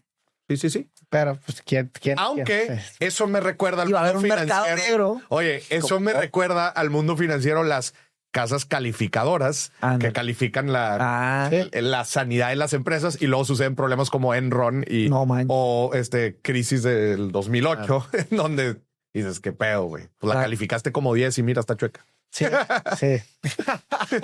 Ok. Sí. Sí, güey. Este tema, les iba a preguntar como cuál era una inversión interesante que hayan hecho en el año. Y para mí es esta Pikachu Van Gogh, güey.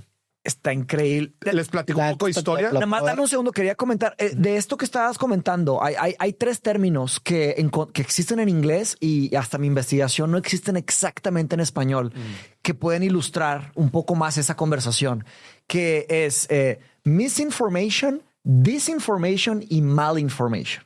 Son tres cosas muy diferentes. Entonces, en español, no sé cómo traducirlas. Sería desinformación, malinformación. ¿Y cuál fue la misinformación? Es misinformation. Primero, desinformación. Desinformación es estás diciendo algo con la intención de engañar. Es algo que es mentira, con la intención de engañar. Okay. Sí, en lugar de informar, es el antónimo de desinformar. Y luego, mal informar, estás diciendo algo que crees que es verdad sin intención y quieres hacer el bien, quieres comunicar algo bien, pero es mentira. Okay. Y luego está el malinformation. Es algo que es verdad, pero lo instrumentalizas para dañar a alguien. Hay una distinción ahí y muchos engloban los estudios de fake news. Los estudios de fake news ya están, hay toneladas y toneladas de páginas y libros. Con el simple hecho de meterte al Wikipedia. Al Wikipedia de fake news son 500 fuentes ya. O sea, sigue creciendo y creciendo y creciendo y creciendo. Te lo comento porque creo que hay algo muy valioso ahí que rescatar. Que imagínate si un joven ve algo y dice, esto es desinformación, eso es malinformación. Por lo menos tiene el cómo y el por qué, ¿verdad? Porque si todo lo llamas de lo mismo, es una bolota de cosas y que no entiendes. Pero si sacas, si puedes, tienes precisión de lenguaje, se hacen otras conversaciones y se puede proteger la gente. Que eso es lo que también se ha tratado de meter mucho Elon Musk con X o en Twitter, ¿verdad? Que con los famosos community notes. las notas de la comunidad, si los han visto, seguramente, en donde alguien publica algo y resulta bajo un mecanismo que tiene el propio X, la aplicación, pues dice, este video es claramente IA, no la haga caso, etcétera. Fíjate. A mí me encantan las community notes porque por lo menos dan una cierta... obviamente no le puedes creer al 100%, pero sí es un... Pues a ver, es un esfuerzo en este camino de eliminar la... Pues yo creo que un poquito de todo lo que toca. Sí, no, y a ver, también creo que ya hay como cuando menos una personalidad asociada tanto a las plataformas de redes sociales como a sus modelos de inteligencia artificial, que también robustecen un poco más la interpretación de no solamente el tweet, sino de la nota. De la nota. Que cuando menos te arman de mejor manera, ¿no? Claro. Porque también ahí el problema principal es que es nuestra referencia de verdad. ¿Quién define esa referencia de verdad? O sea, porque también decir que algo es misinformation o desinformation o malinformation, pues parte de una referencia de verdad que tiene que estar definida de alguna manera. Sí. Ahí es complicado. Es bien delicado y bien complicado. Ahora implica una investigación. Pero ahora te la voy a complicar. Te lo voy a complicar. Bien. Es lo que necesitamos. Me voy a ir más allá. No, me voy a ir más allá. Sí. Pero es un ejercicio bastante interesante este fenómeno porque tal vez, y solo tal vez, ¿qué nos dice nuestra? O sea, ahorita que los escuchaba me iba hacia arriba. ¿Qué nos dice esta relación que vemos de nosotros con la verdad en el mundo digital con nuestra relación con la verdad en sí? ¿Sabes? O sea, tal vez lo que está haciendo las redes es simplemente magnificar y exagerar nuestra propia relación con la verdad en sí misma. O sea, que pues simplemente estamos condenados. ¿Qué tan atrás me voy? ¿Cuántos miles de años me voy para atrás? Que ya se ha debatido todo esto, ¿no? Pero justo ese es lo que está haciendo, a lo que voy es que lo que está tal vez haciendo, o más bien la dinámica que vemos en redes sociales es justamente una tal vez exageración de nuestra forma de relacionarnos con la verdad en el mundo. Sí. En sí. O sea que estamos condenados tal vez a nunca llegar a la verdad, güey. ¿Te explico? A que nunca logremos atravesarla por su completud, por todos estos sesgos que estamos viendo, que pues estamos irremediablemente atravesados por ellos y que por más que intentemos trazar una objetividad en cuanto a sesgo, y no nada más a sesgo, sino también por toda la expresión del lenguaje, ¿verdad? Que todo esto que estamos hablando, pues tal vez estamos condenados a... Entonces, eso, ¿no? No lo sé. Ahí te vas a ir hasta la historia de las religiones, ¿no? Y de las complicaciones. Si te vas a la filosofía griega antigua, estaban las narrativas de los mitos, que más o menos estructuraban cómo funcionaba la realidad. Y luego está el pasaje del mitos a logos. Después de la búsqueda por el logos, que sería una explicación racional justificada, ¿verdad? Empieza la búsqueda de qué es la verdad, qué es conocimiento. Te topas con Platón, ¿verdad? O sea, presocráticos y clásicos. Y Platón habla de realidades objetivas, de formas, ¿verdad? Pero eso produce un montón de problemas. Correcto. Surge el neoplatonismo, que ya se hace una tipo sintergia, que haz de cuenta que mezcla argumentos con creencias. Y luego ya surgen las grandes religiones. O sea, agarras ya el mundo católico y que Dios es la verdad. Entonces, cree en Dios, esa es la verdad, no le busques. Ya. Sigue avanzando. Estoy resumiendo, pero brutalmente. Y me va a venir probablemente ataques. No pasa nada. Eso es importante. Es importante que se critiquen las narrativas y se platica. Es mejor insertar fricción, ¿verdad? Y parte del problema de las redes es que no hay fricción. Es puramente no hay matiz. Hay puro ataque, ¿verdad? Los podcasts, si ves un podcast hay un tipo de línea de conversación que vamos narrando y hablando y argumentando. Pero si agarras un clip, pues te empinaste, claro. ¿Verdad? En fin, la historia de la humanidad es un gran podcast escrito, ¿verdad? Es una forma de verlo.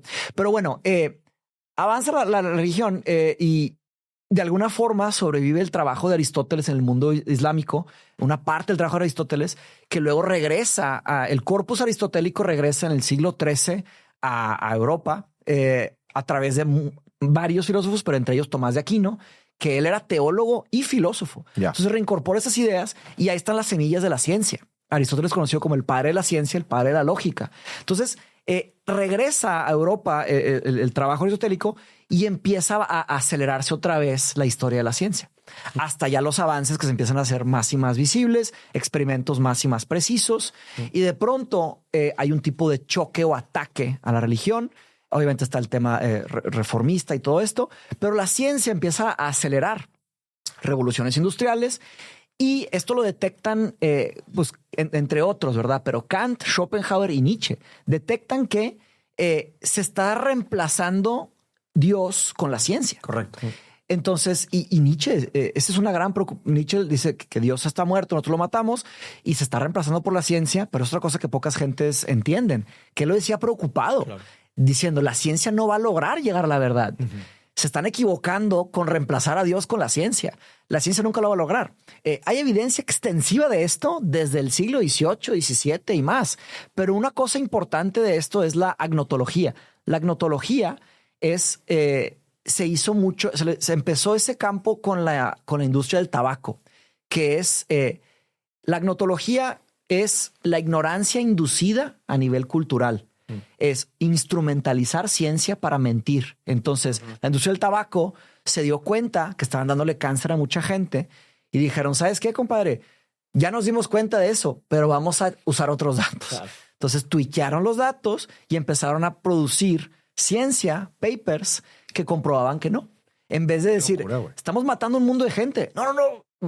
Vamos a quebrar, mejor vamos a producir. Claro. Entonces, con el calentamiento global, hay también una lucha entre estas dos de que ciencia que dice esto y ciencia que dice esto. Entonces, la ciencia es cómo usas los datos para defender una cosa. Entonces, ¿a qué voy con todo esto? Que la búsqueda de la verdad apenas está empezando. Mucha gente ya dice, no, la ciencia dice esto. Pero a ver, compadre, ¿cuál experimento y cómo comprueba y qué comprueba y hasta dónde comprueba? Pero no tenemos ninguna buena forma de llegar a y la verdad absoluta. Entonces, esa es una pregunta epistemológica masiva que yo apenas voy a empezar a investigar y por eso quiero hacer mi curso de epistemología. Pero lo que voy es que una palabra más práctica que sirve es la palabra conocimiento. Porque cuando hablamos de la verdad, ¿qué es la verdad? Nos podemos quedar años hablando de esto, literal, en eso estamos. Pero, por ejemplo, oye, ¿cómo sabes que es verdad que llegó la pizza? Digamos que pedimos una pizza. Pues compadre, la pedimos, llegó, aquí está pizza, huele a pizza. A ver, ¿cómo sabes? A ver la caja. Tengo conocimiento suficiente para creer que llegó la pizza. Entonces defines la palabra conocimiento. ¿Qué es conocimiento? ¿Qué es conocimiento? Pues tener información. Bueno, dato, información, conocimiento. Ok. Conocimiento, pues es una serie de pedazos de información que, pues interpretada de cierta manera, pues te llegan a, o sea, es información interpretada, es conocimiento. Esa es una gran pregunta enorme. La definición clásica de conocimiento, que tiene sus problemas, es JBT, Justified True Belief. Es una creencia justificada y verdadera. Ahora, ¿qué es una creencia? ¿Qué es una buena justificación? ¿Y cómo sabes que es verdadera? Y hay un mundo. Y ahora hay casos que se llaman casos Gettier, que das una creencia justificada y verdadera, pero no es conocimiento. Y creo que mucha de la forma en la que nos relacionamos con la verdad y demás tiene que ver con un cierto grado de congruencia, ¿verdad? Entre una creencia y y la forma en la justificación que y justificación. ¿No? Entonces, una pregunta. Yo no estoy diciendo que esta sea la definición. A lo que voy es que estoy diciendo de cómo nosotros los humanos a veces parece que nos relacionamos con lo que consideramos verdad. Sí. O sea, con una congruencia, ¿no? Entre alguna creencia o idea y demás y el mundo, o sea, y lo que vemos en el mundo. Sí. Correcto. Corrígeme si me equivoco. No, sí. Todos tenemos eso. Y luego tenemos los sesgos y las ideologías, todo eso. Pero una pregunta que traigo de moda es, ¿qué tan seguro estás de esto? Cuando alguien viene y te dice algo, dices, oye, ¿qué tan seguro estás? Pero Mateo, cambia la conversación. Estamos volviendo, sí, o sea, que al final, oye, bueno, ¿qué es la verdad? A ver, ¿qué tan seguro estás de esto? Ajá. ¿No? Pues al final de cuentas pues yo la voy a fundamentar con pedazos de información que tengo. Y cuando preguntas eso, evalúas las justificaciones del otro. Exactamente. Y luego piensas y decides. Volvemos al tema de los papers y de lo que se cree que es verdad, que ahí quería complementar, porque me ha tocado ver y debatir mucho sobre estos temas. Hay un chorro de verdades allá afuera que la gente da por sentadas 100%. por estudios, etcétera, pero no se da cuenta que los estudios están en pleno debate, güey. O sea, a nivel académico, muchas creencias que tenemos sobre, es que el estudio dijo esto. Espérate. Que se publica un estudio no es que sea verdad. No, y luego, a ver, normalmente viene un contraestudio y empiezan los debates y ese debate empieza a subir de nivel y hay veces están acá, pero todavía falta llegar hasta mero. No, y quién le asegura a la especie humana que su manera de enfrentar a la realidad y las estructuras, entiéndase método científico, entiéndase grupo de estudios, te garantizan que vayas a accesar a lo que se conoce como verdad. O sea, eso a mí cuando menos me da mucha inocencia en una cuestión de la humanidad de que, güey, vives en un puntito azul en medio del cosmos. O sea, ¿tú crees que vas a generar un sistema que pueda llegar a explicar realmente el universo? O a lo mejor la tecnología, yo así percibo la tecnología, a lo mejor la tecnología y más que nada la tecnología, yo creo que las matemáticas, quizá el paradigma racional, le estamos apostando tanto a que es una manera de entender y explicar el universo porque nos hace sentido a nosotros en las condiciones en las que estamos y finalmente es suficientemente, no sé llamarlo poderoso, pero creíble para nuestros sentidos porque tiene este elemento de replicabilidad, de escalabilidad que lo vuelve conocimiento, entre comillas. Pero pues ya hablar de la verdad, pues estamos condenados a ver, somos sujetos, güey. Sí. O sea, todos somos sujetos. Y está lo emocional y lo... Sí, oye, a ver, ahorita, ¿qué fue lo último en la filosofía? Recuerdo haber leído esta idea... Pues sí, relativamente reciente de luz de la filosofía como una creación de conceptos, ¿no? De marcos conceptuales, que pues más o menos hay ciertos marcos conceptuales que más o menos le dan orden al caos y pues eso es al final de cuentas lo que cada época, ¿verdad? Va determinando. Y es que también la pregunta es ¿qué tanto podemos saber en realidad? Porque estamos limitados por nuestro cuerpo, por el lenguaje y por las antenas, yo le llamo. ¿Qué tantas antenas tenemos? Tenemos marco, es hacernos buenos en nuestro marco. Un ejemplo que a mí me encanta utilizar desde la música es la diferencia entre la música oriental y la música occidental. O sea, los tonos. O sea, en la música oriental tienes microtonos. O sea, tienes instrumentos que puedes tocar microtonos, cosa que en Occidente no. Si explico, en el marco musical de Occidente no existe tal cosa como, voy a componer desde los microtonos. Y eso tiene una implicación. Claro que es otro juego. Condiciona las composiciones que se hacen de una forma y del otro. Por eso, a lo mejor la gente que alguna vez ha escuchado de repente alguna música oriental, de repente tiene una esencia que logras identificar como oriental. Se escucha yo no sé cuá, como diría mi hermano. Son tonos. Salió en los números también, o sea, todas estas cosas o estos lenguajes, si quizá lo podemos llamar, que usamos para explicar el mundo, tienen sesgo. O sea, el sistema decimal que usamos para describir cualquier cantidad está condicionado a 10 guarismos, por eso se llama decimal, de 0 a 9, y con esos guarismos construimos números. Pero en un sistema hexadecimal, A es 10. Y eso digo, porque hay mucha gente que percibe la verdad a través de los números con cuestiones esotéricas, pero no se hacen esta pregunta de, bueno, y estos legos que estoy usando para construir conocimiento dentro de esta área, ¿qué sesgos tienen? O sea, ¿por qué están ahí? Y eso qué dice de la manera en la que interactuamos. Entonces, el rol del académico es considerar todo eso. Exacto. ¿Cómo escribes un buen libro?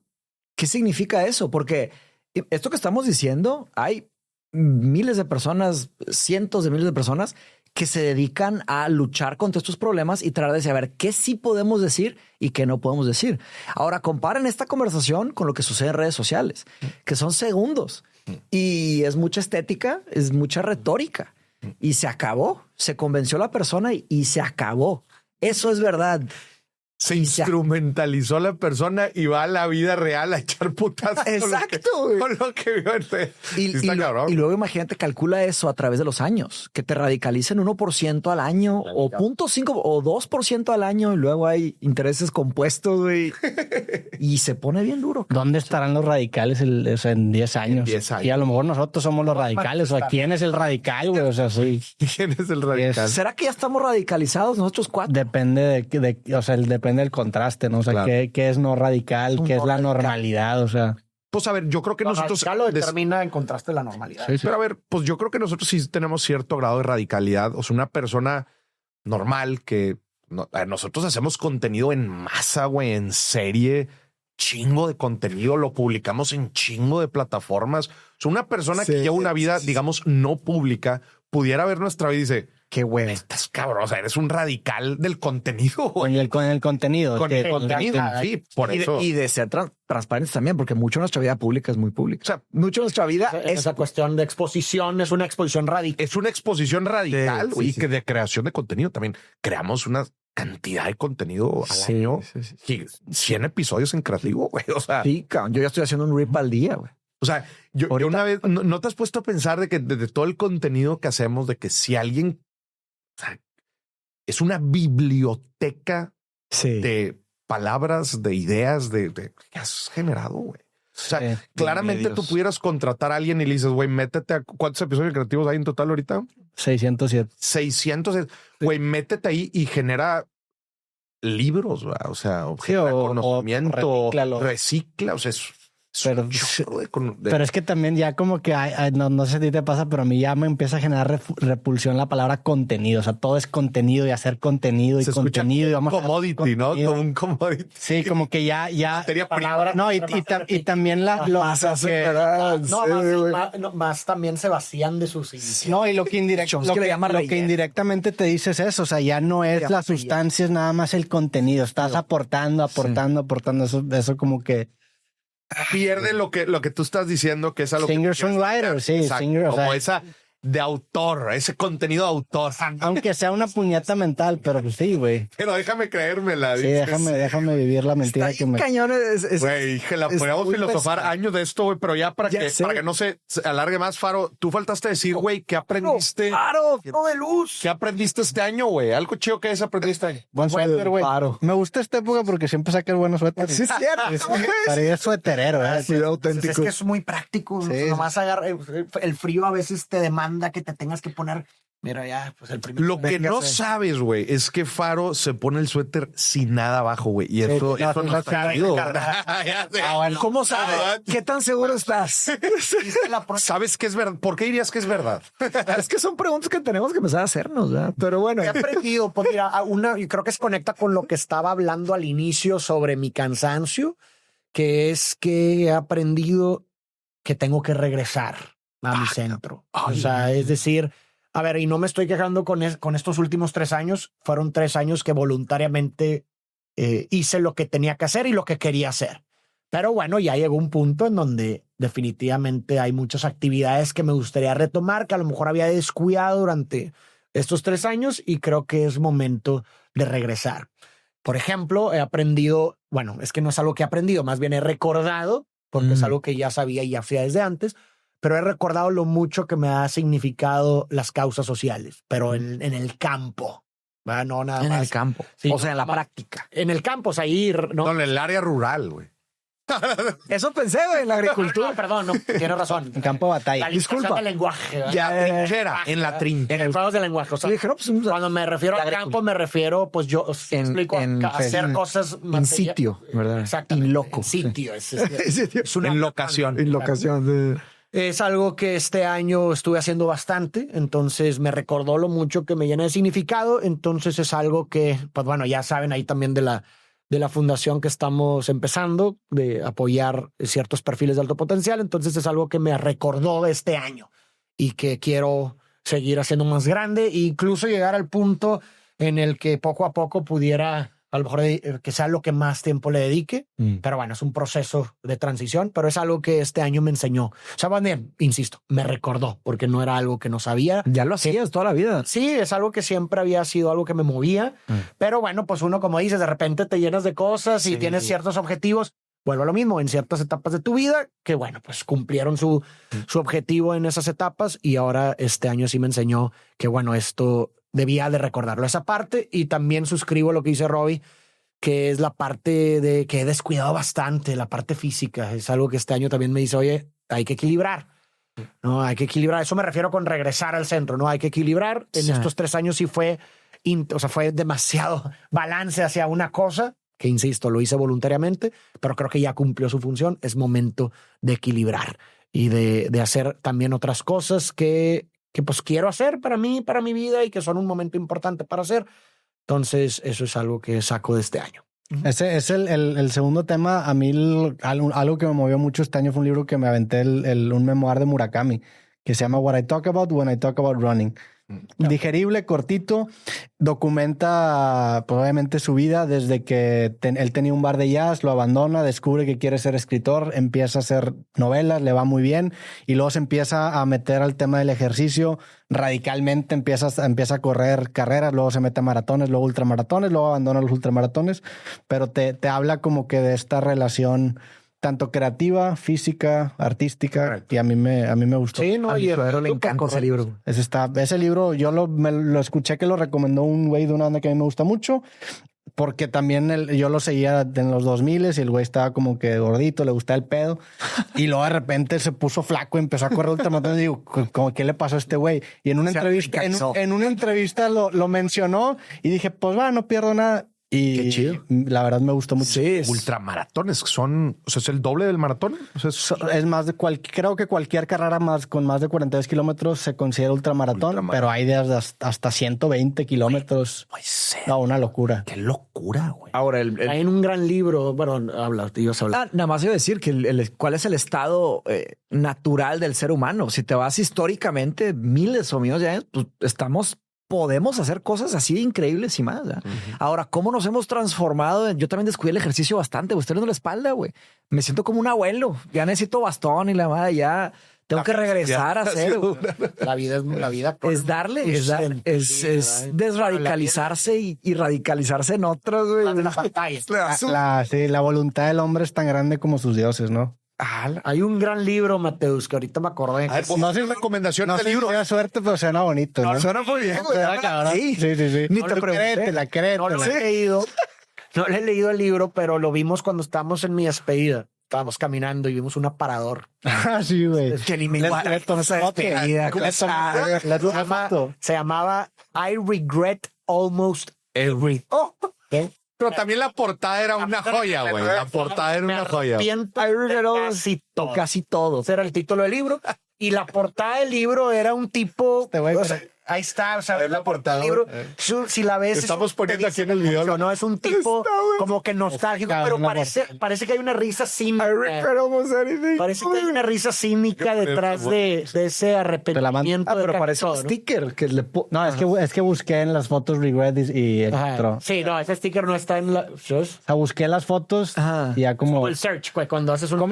Ya cuando tomas fotos, le meten la mano a todo, ya saben exacto. 100%. Buscas regret y sale. Qué chido. Me parece terriblemente poético en esa sonrisa de I regret. Está chistoso. Arrepiente casi todo.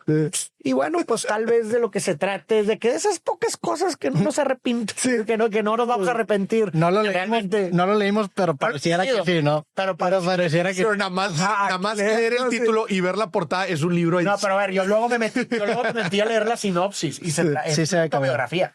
Y es un vato de comida, ¿no? El güey. Era un güey de un restaurante y pues como que al parecer vivió cosas bien, ¿sabes? O sea, creo que a lo mejor va por ahí, ¿no? De un poco de... A ver, no lo hemos leído, pero esa frase está muy buena, güey. Es un buen tweet. Me arrepiento de casi todo.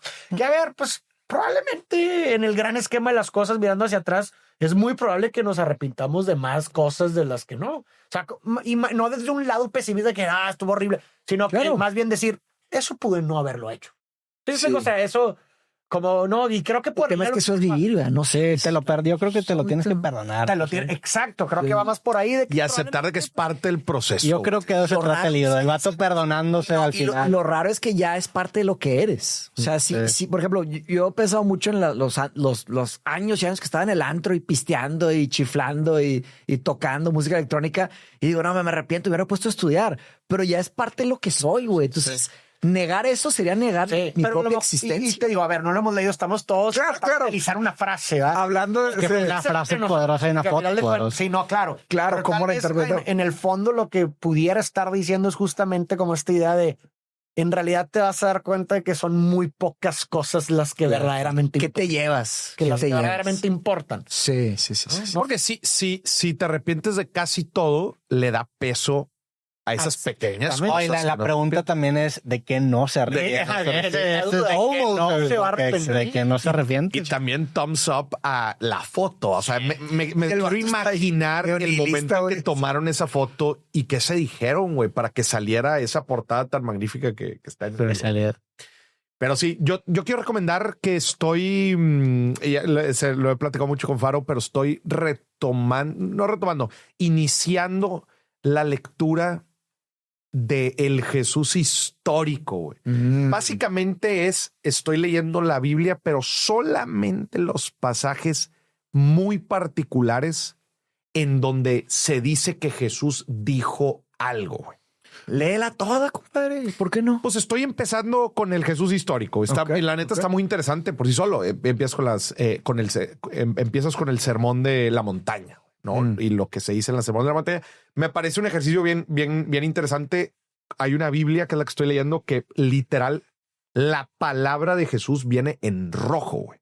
O sea, todo el escrito está en negro y nada más. O sea, estas palabras en donde él habla, ¿verdad? Digo, la Biblia está escrita por que siempre hay que partir que es lo que se dice que Jesús se dice que Jesús dijo, exacto. Años después. ¿Cómo sabes? Años después, exacto. Es importante porque luego a veces puedes pensar, es que Jesús dijo tal. No, es lo que se dice que dijo, porque pues fueron años después.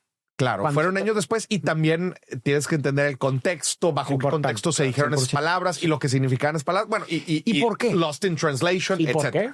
Pero bueno, eso es lo interesante del ejercicio de ver a Jesús como una figura histórica dentro de un contexto específico, porque muchas cosas de las que se dice que dijo, pues cobran sentido por el linaje histórico del que venían y por el momento histórico que estaba pasando. Bueno, en este caso, el pueblo judío en Judea, Galilea y Samaria. ¿Y por qué Samaria empezaron a estudiar a Jesús? Dijo que no. Yo puedo seguir preguntando. Me interesé porque Faro lo empezó a leer mucho para un documental. Yo estaba haciendo un documental y se empezaron a interesar. A lo mejor ahí para ¿cuándo sale este episodio? Este episodio sale en este año. Creo que es el de Año Nuevo. O es el probablemente para cuando salga este episodio ya salió el documental, así que vayan a verlo si quieren. Chido, pero para hacer ese documental, pues me clavé principalmente en los evangelios sinópticos, que es Marcos, Lucas, Mateo. El de Juan es más considerado teológico, entonces yo perdí mi Biblia. La verdad, y cambió mi vida. No le presté mucha atención, sino en los sinópticos, que es como que más o menos siguen cierta coherencia en los pasajes. Sí. Y me clavé en eso, se hizo un relato con base en ellos. Obviamente no incluí todo porque pues iba a ser un documental larguísimo. Sí. Y con base, también estudié un poquito del contexto histórico. No hay se le atribuye a una figura que se llama Flavio Josefo, que es como una figura. Bueno, a él se le atribuye como lo que conocemos o lo que podemos saber de esa época, porque es una figura judía, que de hecho no es cristiano ni demás. O sea, es una figura judía neutra en ese sentido como de Jesús, y él habla mucho, nos da una fotografía de lo que era el contexto histórico de ese momento. Y entonces a través de esa figura pues puedes saber un poquito de las cosas que se estaban jugando, las justificaciones, las expectativas. Exacto, digo, a ver, y eso es bien interesante porque al entender todo eso, de dónde viene el linaje histórico, pues entiendes lo que se estaba jugando en esa época. Ya. Entiendes, por ejemplo, que pues había un terreno muy fértil para esperar una figura mesiánica. Ojo, no Mesías como nosotros lo entendemos hoy. El significante Mesías fue cambiando a través del tiempo y obviamente después de Jesús tornó un... ¿Y qué significaba en esa época? Mesiánica era una figura mesiánica era un libertador.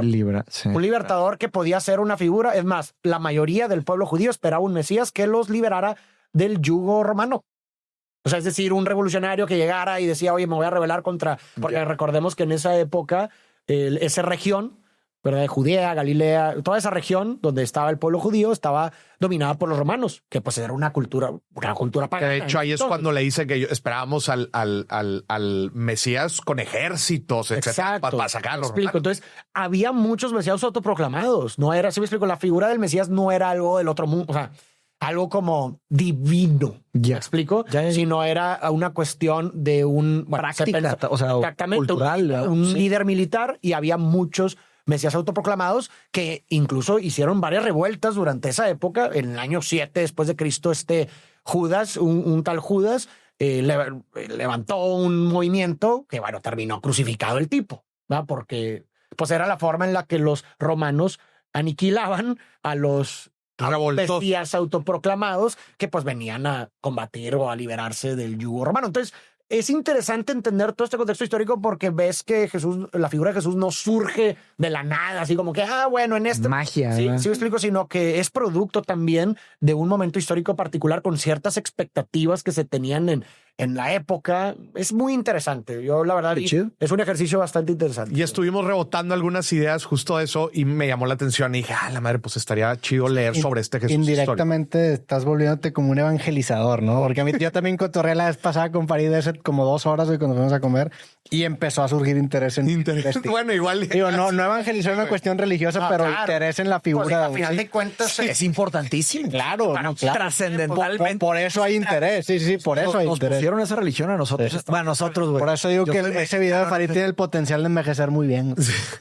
Oye, yo en el video lo que abordo pues son 2 posturas, ¿no? Abordo desde el punto, desde la visión religiosa, que estos pasajes, qué interpretaciones se les da, ¿no? Específicamente la visión de Benedicto XVI, que tiene 3 tomos de Jesús de Nazaret, que es interesante verlos desde esa perspectiva, y yo ofrezco, por otro lado, otro tipo de perspectivas de los mismos textos, ¿no? Sí.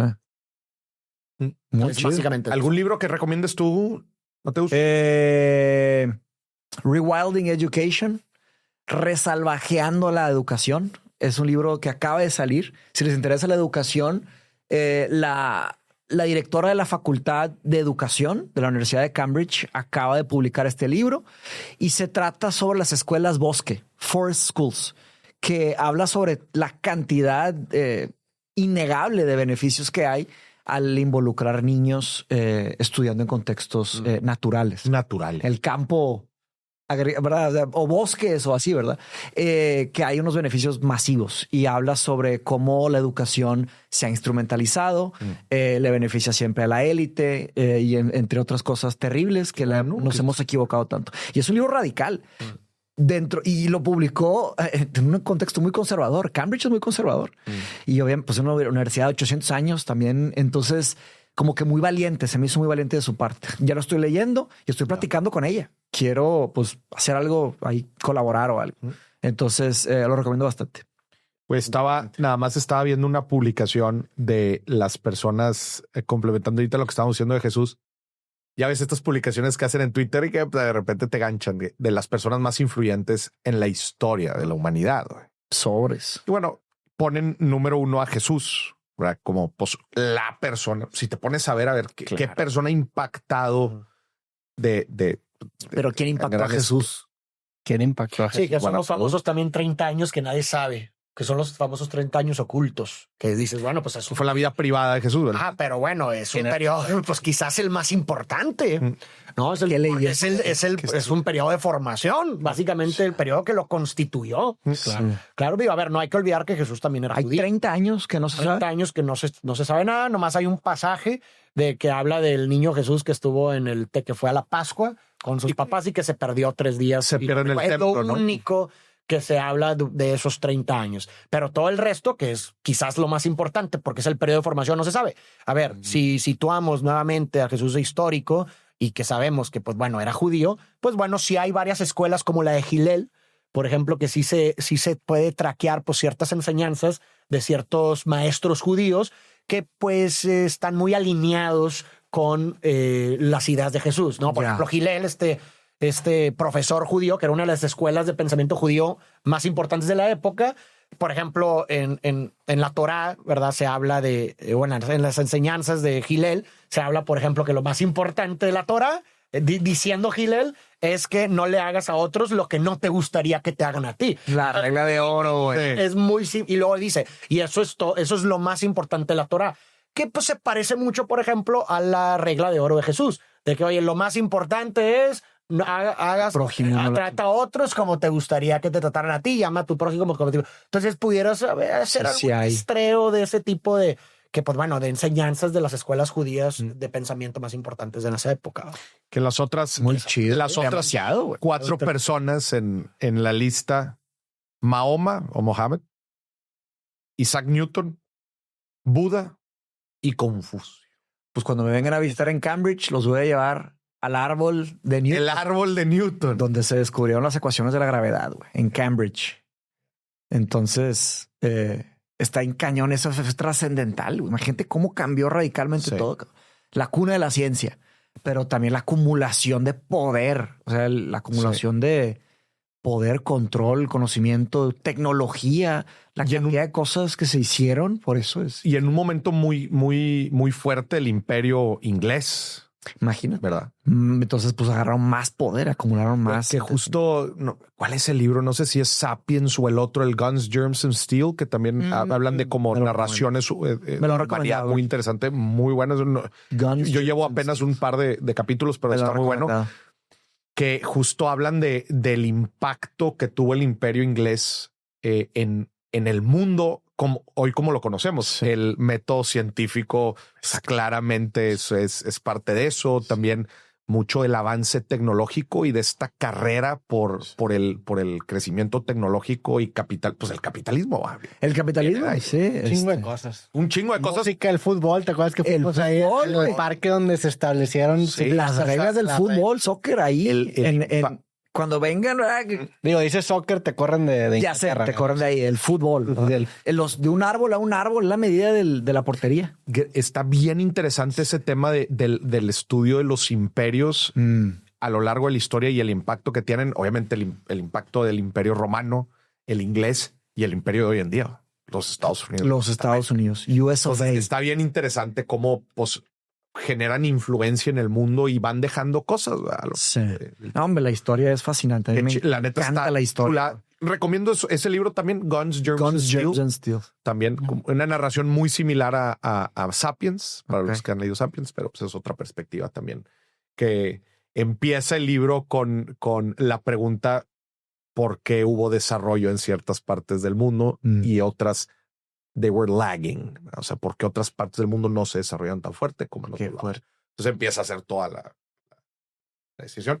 Pero bueno, pues qué chingón. Güey, la neta cerramos otro año, güey. Que gracias por este año, la neta tan chido. Me llena de orgullo y la neta un sentimiento muy chido que a donde voy, siempre dicen de que, güey, qué chingona comunidad. Digo, lo que siempre hemos dicho, ¿no? De que, güey, esta amistad que además trasciende el tema de creación de contenido que tanto le gusta a Bobby.